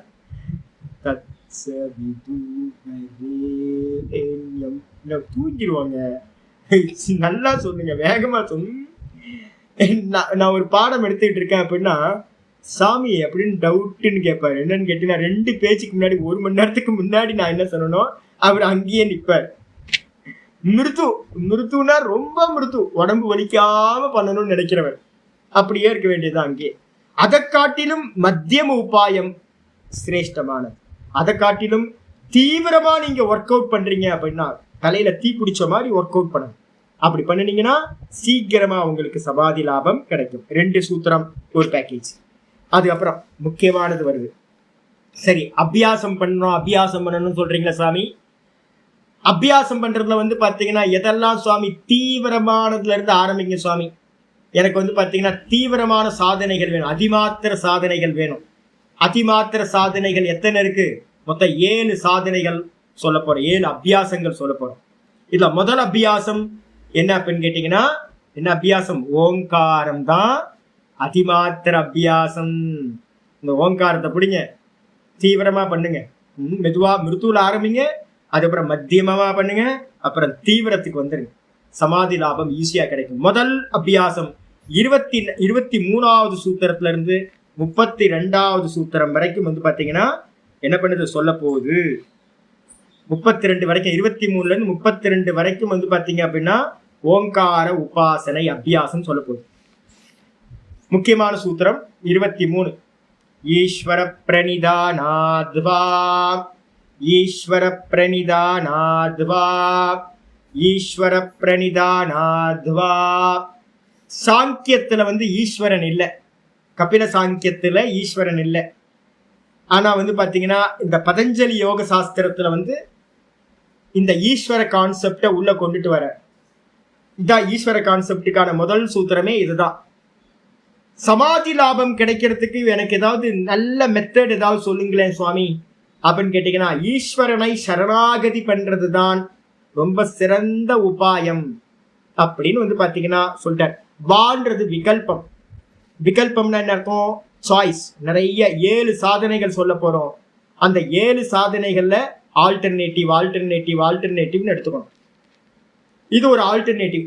ஓங்கார உபாசனை பண்ணலாம், இல்லைன்னா வேற பண்ணலாம். ஓங்கார உபாசனைக்கு தான் முதல் சூத்திரம் ஆரம்பிக்குது. ஈஸ்வர பிரணிதானாத்வா, ஈஸ்வரனை பிரணிதானம் செய்வதால். ஈஸ்வரனை பிரணிதானம் பண்றதுன்னா என்ன சுவாமி? ஈஸ்வரனை சரணாகதி பண்றதுனால. சரணாகதி பண்றதுனா என்ன அர்த்தம்? சர்வபாவேன, எல்லா பாவத்தினாலையும், காயா வாச்சா மனசா, நான் பண்ற காரியங்கள் எல்லாத்தையும் ஈஸ்வரனுக்கு அர்ப்பணம் பண்றது. ஈஸ்வரனுக்கு வந்து பாத்தீங்கன்னா கர்ம பலன்களை எல்லாத்தையும் அர்ப்பணம் பண்றது. அர்ப்பணம் பண்ணிட்டு மன்மனாபவ மத்யாஜீபவ மாம் நமஸ்குரு கீதால சொல்ல போற. என்னையே வந்து பாத்தீங்கன்னா நினைச்சுக்கிட்டு, என்னைக்காகவே எல்லாத்தையும் பண்ணு, என்னையே நமஸ்காரம் பண்ணு, மன்மனாபவ மத்பக்தோபவ, எனக்கு பக்தனாயிரு அப்படின்னு.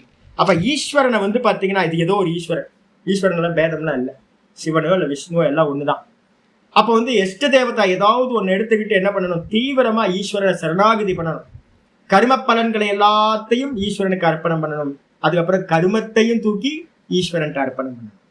சர்வ பாவத்திலையும், காயா வாச்சா மனசா, இந்த 3 விஷயத்திலையும் என்ன பண்ணணும்? சரணாகதி பண்ணணும். நான் பண்ணல, பகவான் பண்றார் அப்படின்னு பண்ணும்போது மனசு மெதுவா நிர்மலமாய் சமாதிக்கு கொண்டு போகும். சரி, அதுக்கு அடுத்த சூத்திரம் சொல்லுது. பிரணிதானம் சொல்றீங்களா சாமி? அதெல்லாம் எனக்கு தெரியாது. ஈஸ்வரன் ஒரு சப்தம் வேற சொல்லிருக்கீங்க. ஈஸ்வரனை யாரு அப்படின்னு யாராவது கேட்கலாம். ஈஸ்வரன் யாருன்னு தெரிஞ்சாதானே நமக்கு வந்து பாத்தீங்கன்னா சரணாகதி பண்ண முடியும் அப்படின்னு கேட்டா, ஆச்சாரியார் 24வது சூத்திரத்துல பதஞ்சலி ஈஸ்வரனுக்கான லட்சணத்தை சொல்ற. இது ரொம்ப முக்கியமான லட்சணம். क्लेश कर्म विपाक आशैर अपरामृष्टः पुरुष विशेषः ईश्वरः। क्लेश कर्म विपाक आशयैः अपरामृष्ट पुरुष विशेषः ईश्वरः। क्लेश कर्म विपाक आशयैः अपरामृष्ट पुरुष विशेषः ईश्वरः। क्लेश कर्म विपाक. क्लेशம்னா என்ன அர்த்தம்? நம்ம 2வது பாதத்துல பார்க்க போறோம். அவித்யா, அஸ்மிதா, ராக, துவேஷ, அபினிவேஷம், மொத்தம் 5 கிளேஷங்கள் சொல்ல போறோம். 2வது பாதத்துல சொல்ல போறோம். அவித்யான இக்னோரன்ஸ், அதுக்கப்புறம் அவித்யால இருந்து உண்டாகிற அபினிவேஷம் அப்படின்னா என்ன அர்த்தம்? ராக், அஸ்மிதா, அஸ்மிதான்றதுக்கு அர்த்தம் அகங்காரம். அவித்யா, அவித்யால இருந்து அகங்காரம், அகங்காரத்துக்கு அப்புறம் ராகம், துவேஷம், அதுக்கப்புறம் வந்து பாத்தீங்கன்னா மரண பயம். இந்த 5க்கும் பேர் வந்து பாத்தீங்க அப்படின்னா என்னது? கிளேஷங்கள்னு பேர். எதுல இருந்து உண்டாகும்? அவித்யா வந்து மூல காரணம், புத்தி வேக்கப்பானோன அகங்காரம், மனசு வேக்கப்பானோன ராகத்வேஷம், சரீரம் வேக்கப்பாச்சு அப்படின்னா மரண பயம். எல்லாம் வந்துடும். 4 கிளேஷங்கள். புரியுதா உங்களுக்கு? தூக்கத்துல என்ன இருக்கு? வெறும் அவித்யா மட்டும் தூக்கத்துல இருக்கு, ஒண்ணுன்னு தெரியல, தூக்கத்துல இருக்கிறது அவித்யா. அதுக்கப்புறம் புத்தி வேக்கப் ஆகும்போது புத்தி வேக்கப் ஆயிரும். புத்தி வேக்கப்பான இமீடியட்டா நான் பரமஹம்சானந்தா, நான் சன்னியாசி, நான் மண்ணாங்கட்டின்னு அகங்காரம் வந்துடும். அப்புறம் மனசு வேக்கப் ஆயிடும். மனசு வேக்கப் ஆச்சுன்னா எனக்கு இது பிடிக்கும், எனக்கு இது பிடிக்காது. பிடிக்கும்னு சொன்னீங்கன்னா ராகம், பிடிக்காதுன்னு சொன்னீங்கன்னா துவேஷம், ராகத்வேஷம் வந்துடும் மனசு. அதுக்கப்புறம் தேகம் வேக்கப் ஆயிடுச்சு. தேகம் வேக்கப் பண்ணா ஐயோ கொசு கடிக்குதே, டெங்கு வந்துச்சுன்னா என்ன பண்றது அப்படின்னு பயம் வந்துடும், மரண பயம், சரீரத்தோட பிரஜை வந்தவன. அப்ப இந்த 5 கிளேஷங்களும் வந்து பாத்தீங்கன்னா ஜீவர்களுக்கு இருக்கு. ஆனா இது ஈஸ்வரனுக்கு இருக்கானா? கிளேஷம் இல்ல பகவான்கிட்ட. அதுக்கப்புறம் கர்மம் இருக்கா? நம்ம வந்து பாத்தீங்கன்னா இஷ்டப்பட்டதை அடையறதுக்கு, இஷ்டப்படாததை அவாய்ட் பண்றதுக்கு, அனிஷ்டத்தை அவாய்ட் பண்றதுக்கு, இஷ்டத்தை அடையறதுக்கு பிராப்தி பண்றதுக்கு, அனிஷ்டத்தை வந்து பாத்தீங்கன்னா விளக்குறதுக்கு நம்ம என்ன பண்றோம்? கர்மா பண்றோம். அந்த கர்மா எத்தனை வெரைட்டி? புண்ணியம் பாபம், புண்ணியம் பாபம் கர்மா இருக்கு. கர்மத்திலிருந்து என்ன உண்டாகும்? விபாகம். கர்ம பலனுக்கு பேர் விபாகம்னு பேர். கர்ம பலன், கர்மத்தை பண்ணினீங்கன்னா விபாகம் சொல்ற கர்ம பலன் உண்டாகும். என்ன கர்ம பலன் உண்டாகும் அப்படின்னு கேட்டீங்கன்னா, புண்ணியம் பண்ணீங்கன்னா தேவலோகம், தேவர்களா பிறப்பீங்க. பாப்பம் பண்ணீங்கன்னா நரக்கட யோனிக்கு போவோம். 2ம் கலந்து இருந்துச்சு அப்படின்னா மனுஷனா பிறப்போம். விபாகம் 3. விபாகம்னா கர்ம பலன். அதுக்கப்புறம் ஆசையை, கர்ம பலனோடு சேர்ந்து என்ன இருக்கும்? ஆசையினா வாசனைகள். நீங்க எதை பண்ணினாலும் அது வாசனையா பதிவாயிடும். அப்ப என்ன அர்த்தம்?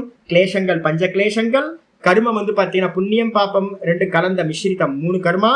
அப்புறம் விபாகம்ன்றது கர்ம பலன், என்னது? தேவயோனி, அப்புறம் நரக யோனி, மனுஷனா பிறக்கிறது, 3 யோனிகள்ல பிறக்கிறது. அப்புறம் வாசனைகளுக்கு பேரு ஆசையின்னு பேரு. என்னது? இந்த இவற்றோடு ஆசையைகி அபராமிருஷ்ட, இவைகளோடு சம்பந்தமில்லாதவனா. அபராமிருஷ்டம்னா எந்த தொடுதலும் இல்லாம, சம்பந்தமே இல்லாதமா எவன் இருக்கிறானோ அந்த விசேஷ புருஷன், ஸ்பெஷல் உத்தம புருஷகன்னு கீதால வந்து பாத்தீங்கன்னா சொல்லுவார். புருஷோத்தம யோகம் அப்படின்னு 15வது அத்தியாயத்துல புருஷன், உத்தம புருஷன் அப்படின்னு நம்ம சொல்றோம் பகவான். அந்த புருஷ விசேஷகன் ரொம்ப ஸ்பெஷல் புருஷன்பா. இங்க இருக்கக்கூடிய எல்லா ஜீவர்களுக்கும் இப்ப சொன்னதெல்லாம் இருக்கு. கிளேஷம் இருக்கு, கர்மம் இருக்கு, விபாகம் இருக்கு, கர்ம வாசனைகள் இருக்கு, எல்லாம் எல்லா ஜீவர்களுக்கும் இருக்கு, எல்லா புருஷர்களுக்கும் இருக்கு. ஆனா இது எதோடையும் சம்பந்தம் இல்லாத ஒரு ஸ்பெஷல் புருஷன் இருக்கான். அவனுக்கு பேர் தான் ஈஸ்வரன் அப்படின்னு பேர் சொல்லியாச்சு. சரி, அந்த ஈஸ்வரன் எப்படிப்பட்டவர் அப்படின்னா 25வது சூத்திரம் சொல்லுது. தத்ர நிரதிசயம் சர்வஜ்ஞத்வ பீஜம், தத்ர நிரதிசயம் சர்வஜ்ஞத்வ பீஜம், தத்ர நிரதிசயம் சர்வஜ்ஞத்வ பீஜம். அந்த பரமாத்மா எப்படி இருக்கார் அப்படின்னா சர்வசக்திமானா இருக்கார், சர்வஜ்ஞரா இருக்கார். சர்வஜ்ஞரா இருக்கார், எல்லாத்தையும் தெரிஞ்சவர். இப்போ நீங்க ஒரு 50-55 பேர் பாடம் கேட்குறீங்க, என்ன நமஸ்காரம் பண்றீங்கன்னா எதுக்காக நமஸ்காரம் பண்றீங்க? என்கிட்ட இருக்க நாலேஜ் தானே. என்கிட்ட நாலேஜ் இல்லைன்னா வந்து உட்காந்து பாடம் கேட்பீங்களா? எனக்கு நமஸ்காரம் பண்ணுவீங்களா? நமஸ்காரம் பண்ண மாட்டீங்கல்ல. ஊர்ல எத்தனையோ பேர் இருக்கேன், ஏன் நமஸ்காரம் பண்ணல?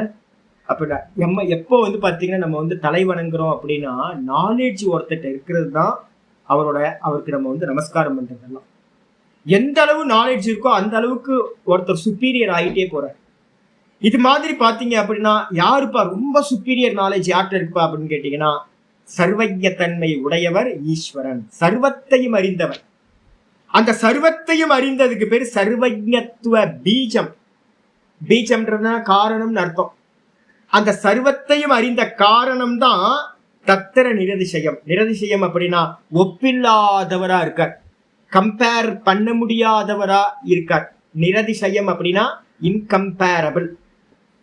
ஈஸ்வரன் வந்து பாத்தீங்கன்னா இந்த ஜீவர்களோட யாரோடையும் கம்பேர் பண்ண முடியாத அளவுக்கு சுப்பீரியரா இருக்கார். அதுக்கு என்ன காரணம் அப்படின்னா சர்வஜரா இருக்கிறது தான் காரணம். பீஜம்னா காரணம். அவர் சர்வஜரா இருக்கிறதுனாலேயே, சர்வத்தையும் அறிந்த காரணத்தினாலேயே இந்த எல்லா ஜீவர்களை காட்டிலும் கம்பேர் பண்ண முடியாதவரா, சுப்பீரியரா அவர் இருக்கார். ஈஸ்வரனா அவர் இருக்கார் சொல்லியாச்சு காரணம். அற்புதமான ரீசன், சர்வஜா. அதுக்கப்புறம் ஆச்சாரியர் சொல்றார், சரி இருந்துட்டு போட்டுமே, ஈஸ்வரனை பத்தி தானே இருந்து எனக்கு என்ன ஆக போகுது. அப்ப நான் 26வது சூத்திரம் சொல்றேன். ச சர்வே பூர்வேஷாம் அபி குருஹு, ச பூர்வேஷாம் அபி குருஹு காலேன அனவச்சேதாத், காலேன அனவச்சேதாத். ச பூர்வேஷாம் அபி குருஹு காலேன அனவச்சேதாத். அற்புதமான சூத்திரம். ஆதி குரு யார்ப்பா? குருநாதர். அப்படின்னா ச பூர்வேஷாம் அபி குரு. என்னோட குருநாதர் சாந்தி தர்மானந்த சரஸ்வதி, அவரோட குருநாதர் வந்து பார்த்தீங்கன்னா ராமானந்த சரஸ்வதி, அவரோட குருநாதர் அபயானந்த சரஸ்வதி, அவரோட குருநாதர் திவ்யானந்த சரஸ்வதி. எனக்கு இவ்வளவுதான் தெரியும். மொத்தம் நாலு ஸ்டெப்பு பின்னாடி போக முடியாது. அதுக்கப்புறம் தெரியல, பரம்பரை என்னன்னு தெரியல. போய் உட்காந்து எனக்கா உட்காந்து ரிசர்ச் பண்ணணும். அதுக்கு முன்னாடி வந்து யாராவது இருக்காங்களா? ஏன்னா இவங்களோட சம்பிரதாயம் போகும்போது திவ்யானந்த சுவாமிலாம் 18th செஞ்சுரிக்கு வந்துடுவார். 90ஸ்க்கு முன்னாடி வந்துடுவார். உங்களுக்கு ரொம்ப பின்னாடி போயிடும். அப்போ நமக்கு 100 வருஷம் 150 வருஷத்துக்கு முன்னாடி போக முடியல. எங்கேயும் ரெக்கார்ட்ஸ் இல்லை, எங்கே இருந்தாங்கன்னு தெரியாது சாதுக்கள். அப்போ வந்து பார்த்தீங்கன்னா நம்ம சொல்கிறோம்ல, டெய்லி படிக்கிறோமே, சதா சிவசமாரம்பாம் சங்கராச்சாரிய மத்தியமாம் அஸ்மதாச்சாரிய பரியந்தாம் வந்தே குரு பரம்பராம் சொல்றோமா? குரு பரம்பரை எங்க இருந்து ஆரம்பிச்சது? சதா சிவ சமாரம்பம். இந்த வித்யா எங்க இருந்து வந்துச்சு அப்படின்னு கேட்டீங்கன்னா, நீங்க அமர்நாத் போனீங்கன்னா தெரியும். அமர்நாத்ல 2 புறா சுத்திக்கிட்டே இருக்கும் அந்த ஸ்படிலிங்கத்துல. அந்த டைம்ல அங்கெல்லாம் புறா இருக்கிறதுக்கே வாய்ப்பே இல்லை. எப்பவுமே நான் வந்து ஒரு 3 வாட்டி போயிருக்கேன். ஒவ்வொரு முறை போகும்போது அந்த புறாவை வந்து பார்த்துக்கிட்டே இருந்திருக்கேன். புறா வந்து பார்த்தீங்கன்னா சுத்திக்கிட்டே இருக்கேன். என்ன பார்ப்பேன்னா, அங்கே ஒரு ஸ்டோரி சொல்லுவாங்க. சிவபெருமான் வந்து பார்த்தீங்க அப்படின்னா, இவருக்கு வந்து பார்த்தீங்கன்னா பார்வதி தேவிக்கு வந்து இந்த ஆகம சாஸ்திரங்கள், ஆகமம்னா இந்த யோகம்லாம், இந்த மெத்தட்ஸ் எல்லாம் அவர் வந்து பார்த்தீங்கன்னா சொல்றார். அந்த மெத்தட்ஸ் எல்லாம் சொல்லி கொடுத்துட்டு இருக்கும்போது வந்து பார்த்தீங்க அப்படின்னா, இந்த புறா ரூபத்தில் வந்து பார்த்தீங்க அப்படின்னா ரிஷிகள் வந்து பார்த்தீங்கன்னா அங்கே இருந்து கேட்டுக்கிட்டு இருக்காங்க. சாதாரண ரூபத்தில் அவங்கள வந்து பகவான் நினைச்சிட்டு இருக்காரு. யாரும் இல்லை, ரகசியம் இது அப்படின்னு நினைச்சிட்டு பார்வதி தேவிக்கு சொல்லிட்டு இருக்காரு. பார்த்தா இவங்க 2 பேரும் வந்து பார்த்தீங்கன்னா கேட்டுட்டு இருக்காங்க. இவர் என்ன பண்றாருன்னா, நீங்க வந்து என் கூடயே புறா ரூபத்தில் இருங்க அப்படின்னு சபிச்சிடுறாரு. இவங்க புறாவா சுத்திக்கிட்டே இருக்கிறாங்க. அங்கேயே அந்த அமர்நாத் லிங்கத்துக்கே வந்து பார்த்தீங்கன்னா புறாவா சுத்திக்கிட்டு இருக்காங்க பேர். அப்ப ஆதி குரு யாரு அப்படின்னு கேட்டீங்கன்னா, குரு வந்து பார்த்தீங்கன்னா நம்ம யோகத்துக்கு குரு யாரு அப்படின்னு கேட்டீங்கன்னா சிவபெருமான் தான் வந்து பார்த்தீங்கன்னா மிகப்பெரிய யோகி. அவர் மாதிரி யோக புருஷர் யாரும் இல்லை. ஒரு பக்கம் அவர் பார்வதி தேவி மூலமா, அதுக்கப்புறம் நந்தி மூலமா அப்படியே வரிசையா திருமூலர்ல இருந்து ஆரம்பிச்சு நந்தியும் திருமூலரும் குருபாய்கள் 2 பேரும் வந்து பாத்தீங்கன்னா அப்படியே பரப்புறாங்க. யோகம் வந்து பாத்தீங்கன்னா போயிட்டே இருக்கு. இதே மாதிரி இதுல எடுத்துக்கிட்டீங்க அப்படின்னா, நாராயணன்ல இருந்து எடுத்துக்கிட்டீங்கன்னா ஹிரண்ய கர்ப்போ பிரதமோ வக்தா, யோகசிய பிரதமோ வக்தா ஹிரண்ய கர்ப்பா. ஹிரண்ய கர்ப்பர் தான் வந்து பாத்தீங்கன்னா பிரதம வக்தான்னு சொல்லப்படுது. முதல்ல யோகத்தை சொன்னவர். நாராயணம் பத்மபவம் வசிஷ்டம் சக்திஞ்ச தத்புத்திர பராசரஞ்ச அப்படின்னு நம்ம பரம்பரையை சொல்றோம். அப்போ இது எல்லா வித்யாவும் எங்க இருந்து வந்திருக்கு அப்படின்னு கேட்டீங்கன்னா, ஆதி குருவா இருக்கிற தட்சிணாமூர்த்தி சிவபெருமான்கிட்ட இருந்தும் நாராயணன்ட்ட இருந்தும் வந்திருக்கு. அப்ப என்னன்னு கேட்டீங்கன்னா, ச பூர்வேஷாம் அபி குரு. அந்த ஈஸ்வரன் எல்லா பூர்வ குருமார்களுக்கெல்லாம் பூர்வத்தில் இருக்கிறவர். ரொம்ப முன்னாடி இருந்த குருமார்களுக்கெல்லாம் ரொம்ப முன்னாடி இருந்தவர். காலேன அனவச்சேதாத். அவர் வந்து பார்த்தீங்கன்னா இப்ப இருக்காரா சுவாமி, அவர் முன்னாடி இருந்தார் சுவாமி, போயிட்டாருல. அவருக்கு வந்து பார்த்தீங்கன்னா காலம் அவரை வந்து பார்த்தீங்கன்னா அவச்சேதம் பண்றதில்லை. காலம் அவரை பகுப்பதில்லை, லிமிட் பண்றதில்லை. அப்ப ஈஸ்வரன் எங்க இருக்கார்? இந்த பீட்டம் இருக்குல்ல, இந்த பீட்டத்தை உட்கார்ந்தோன்னு எனக்கு உள்ள ஒரு எனர்ஜி வரும் பாருங்க. என்ன எனர்ஜின்னு கேட்டீங்கன்னா, என்னதான் ஃபீவரா இருந்தாலும், என்னதான் இதா இருந்தாலும் இதுக்குள்ளார வந்து உட்கார்ந்து சரன்னு வந்து பார்த்தீங்கன்னா வித்யா பிரவாகமா ஓடிட்டே இருக்கு. யாரு அப்படின்னா அந்த வியாச பீட்டம்ன்றது ஒரு பீட்டம். அந்த பீட்டத்துல வந்துட்டோம் அப்படின்னா ஈஸ்வர பாவம். ஈஸ்வரன் தான் சொல்றார். எங்க இருக்கார் அப்படின்னு கேட்டீங்கன்னா, ஈஸ்வரன் எல்லா காலத்திலையும் இருக்கார். எல்லா குரு ரூபத்திலையும் குரு தத்துவமா இருந்து அவர் தான் உபதேசம் பண்றார். அவர் தான் ஆதி குரு. ஆனா அவர் பாத்தீங்கன்னா எல்லா காலத்திலையும் காலத்தால் பகுக்கப்படாதவரா, லிமிட் பண்ணப்படாதவரா, காலேன அனவச்சேதா. அவச்சேதம்னா லிமிட் பண்றது, அனவச்சேதம்னா லிமிட் பண்ணப்படாததுன்னு அர்த்தம். அந்த ஈஸ்வர தத்துவம் காலத்தால் லிமிட் பண்ணப்படாததா இருக்கு. ஆதி குரு இப்பவும் குருவா இருக்கார், இன்னும் இருக்கார். இன்னும் அநேக மனித ரூபத்துல இருந்துகிட்டு அவர் தான் உபதேசம் பண்ணிக்கிட்டு இருக்கார்.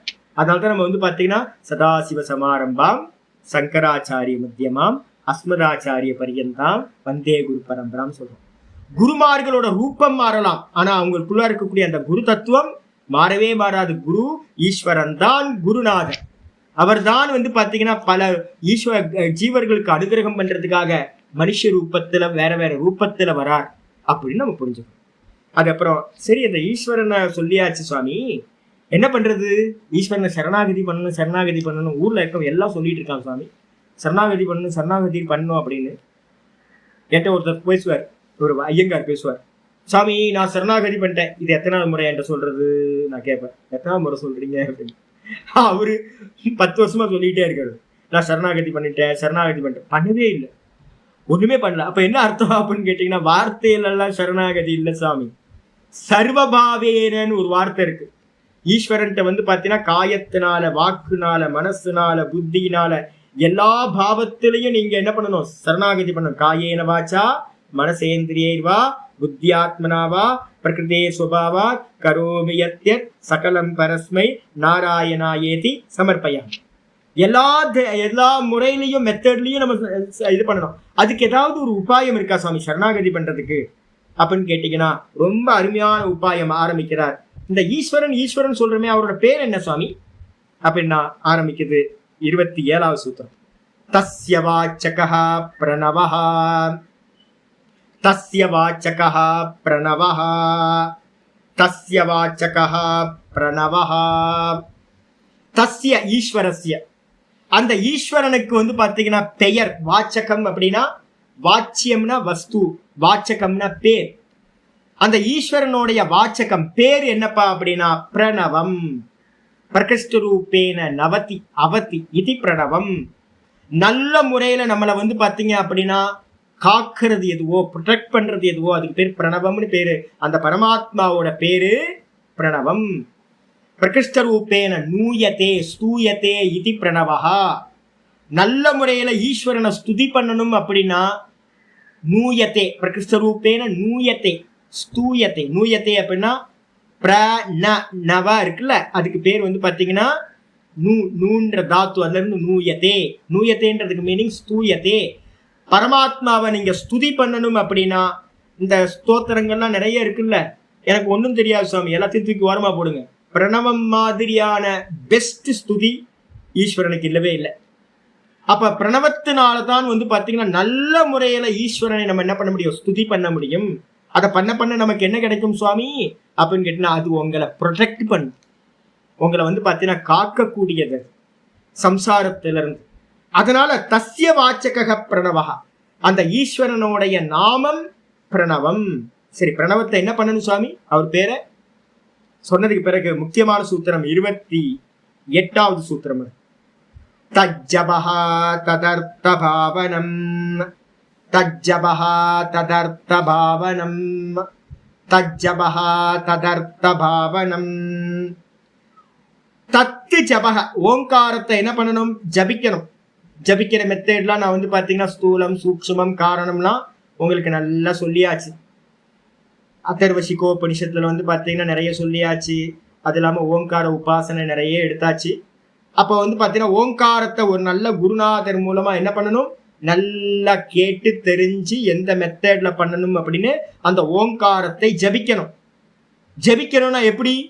மிஷின் மாதிரி பண்ணணுமா சுவாமி அப்படின்னு கேட்டீங்கன்னா, மிஷின் மாதிரி பண்ணினீங்க அப்படின்னா அது பிரயோஜனம் இல்லாம போயிடும். பலன் கொடுக்கும், ஆனா ரொம்ப டிலே ஆகும். அப்ப என்ன பண்ணணும்? அது கூட பாத்தீங்கன்னா பக்தியை சேர்க்கணும்.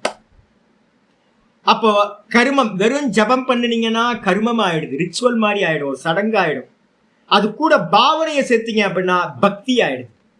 தத் ஜபஹ, அந்த ஓங்காரத்தை ஜபிக்கணும். தது அர்த்த பாவனம், அந்த ஓங்காரத்தை பாத்தீங்கன்னா அர்த்தத்தை சிந்திக்கணும், அர்த்தத்தோடு சேர்ந்து பாவிக்கணும். அப்ப ஓங்காரம் தான் ஈஸ்வரன், ஈஸ்வரன் தான் ஓங்காரம் அப்படின்னு ரெண்டுத்தையும் பாத்தீங்கன்னா அபிண்ணமா ஆக்கணும். இதுல பாத்தீங்க அப்படின்னா மாண்டுக்கிய காரிக்கால சொல்றார் ஆச்சாரியார் சொல்லும் போது, கௌடபாதர் சொல்றார், பிரணவம் ஹி ஈஸ்வரம் வித்யா சர்வஸ்ய ஹிருதி சம்ஸ்திதம் அப்படின்ற. பிரணவம் ஹி ஈஸ்வரம் வித்யா, சர்வவியாபினம் ஓங்காரம் மத்வா தீரோ ந சோச்சதி அப்படின்னு ஒரு காரிக்கா. என்னன்னு கேட்டீங்கன்னா, ஈஸ்வரன் யாரு அப்படின்னா பிரணவம் ஹி ஈஸ்வரம் வித்யாத், பிரணவத்தை ஈஸ்வரன் என்று அறிந்து கொள். எப்படி நம்ம பாத்தீங்கன்னா பகவான்கிட்ட போயிட்டு ஒரு கோயில்ல ஒரு சிலைக்கு முன்னாடி இருந்து நல்ல பக்தி பண்றோமோ, பகவானே காப்பாத்து இது பண்ணு அப்படின்ட்டு அவர்கிட்ட நம்ம பிரார்த்தனை எல்லாம் பண்றோமோ, பாவிக்கிறோமோ, அதே மாதிரி இந்த பிரணவத்தையும் நம்ம என்ன பண்ணோம், ஒரு சப்தம்னு நினைச்சிடக்கூடாது. இந்த பிரணவம் தான் பாத்தீங்கன்னா ஈஸ்வரன் அப்படின்னு நல்ல ஸ்திர புத்தியோடு அதுல பாவனையை கொண்டுட்டு வரணும். அந்த பாவனையோடு அந்த ஓங்காரத்தை நம்ம ஜபிக்கும் போது அந்த அந்த ஈஸ்வரன் என்ன பண்றார், எங்க இருக்கார் ஈஸ்வரன், அந்த ஓங்காரம் எங்க இருக்கு அப்படின்னு கேட்டீங்கன்னா, ஓங்கார ரூபியா இருக்கிற ஈஸ்வரன் எல்லா ஜீவராசினுடைய ஹிருதயத்திலையும் இருக்கார். அது மட்டும் இல்ல, சர்வவியாபினம் ஓங்காரம். இந்த ஓங்காரம் எங்க இருக்குன்னா சர்வ வியாபியா, இங்க எல்லாத்தையும் வியாபிச்சிருக்கான். மந்திரம் சொல்லுது என்னன்னு கேட்டீங்கன்னா, சாந்தோக்கிய உபனிஷத்துல இந்த இலை இருக்குல்ல, அரச மர இலையில தண்ணியில போட்டு வச்சு அந்த மேல இருக்க ஸ்கின் எல்லாம் எடுத்துட்டீங்க அப்படின்னா ஒரு நாடி ஜாலம் தெரியும்ல, அதை தான் இந்த கிருஷ்ணரை வரைவணும் பெயிண்டிங் பண்றதுக்கு. அப்ப எப்படி நாடி ஜாலம் மட்டும் மிச்சம் இருக்கோ, அப்ப என்ன அர்த்தம், இலை இருக்கும் போது நமக்கு அந்த நாடி ஜாலம் தெரியல, அந்த இலை இருக்கிறதே அந்த நாடி ஜாலத்துலதான் இருக்கு. அதே மாதிரி இந்த மொத்த பிரபஞ்சமும் பாத்தீங்கன்னா வாக் பிரபஞ்சமும் இந்த ஓங்காரத்தால் வியாபிக்கப்பட்டிருக்கு அப்படின்னு சாந்தோக்கியத்துல மந்திரம் சொல்லுது. அப்ப என்ன அர்த்தம் அப்படின்னு கேட்டீங்கன்னா, ஓங்காரத்துக்கு அந்நியமா இந்த உலகத்துல ஒரு மண்ணாங்கட்டியும் இல்லை. ஏன்னா ஓங்காரம் சப்த பிரம்மம்னு பேர். ஓங்காரம் தான் ஈஸ்வரன், அந்த நாமத்தை உடையது பாத்தீங்கன்னா ஈஸ்வரன் நாமியா இருக்கார், நாமம் பாத்தீங்கன்னா ஈஸ்வரனா இருக்கு. அப்ப சர்வத்தையும் வியாபிச்சது ஓங்காரம். இப்படி தெரிஞ்சுக்கிட்டு தீரோ மத்வா ந சோச்சதி, புத்திமான் இந்த ஓங்காரத்தை ஜபிச்சு இந்த ஓங்காரத்தை பாவனை பண்ணி இந்த சம்சார சோகத்துல இருந்து விடுபடுகின்றான். அப்ப அதனால என்ன பண்ணணும் அப்படின்னா, சமாதிக்கு பெஸ்ட் உபாயம் ஓங்காரத்தை ஜபிக்கணும், ஓங்காரத்தை ஜபிச்சு அதை பாவிக்கணும் அப்படின்னு முடியும். இதோட இன்னைக்கு நிப்பாட்டுவோம். நாளைக்கு மீதியை நம்ம பார்ப்போம். நாளைக்கு விநாயகர் சதுர்த்தின்றதுனால லீவு, நாளை மறுநாள் பார்ப்போம். ஓம் பூர்ணமத பூர்ணமிதம் பூர்ணாத் பூர்ணமுதச்யதே பூர்ணஸ்ய பூர்ணமாதாய பூர்ணமேவாவசிஷ்யதே. ஓம் சாந்தி சாந்தி சாந்தி. ஹரி ஓம். ஸ்ரீ குருப்யோ நமः. ஹரி ஓம்.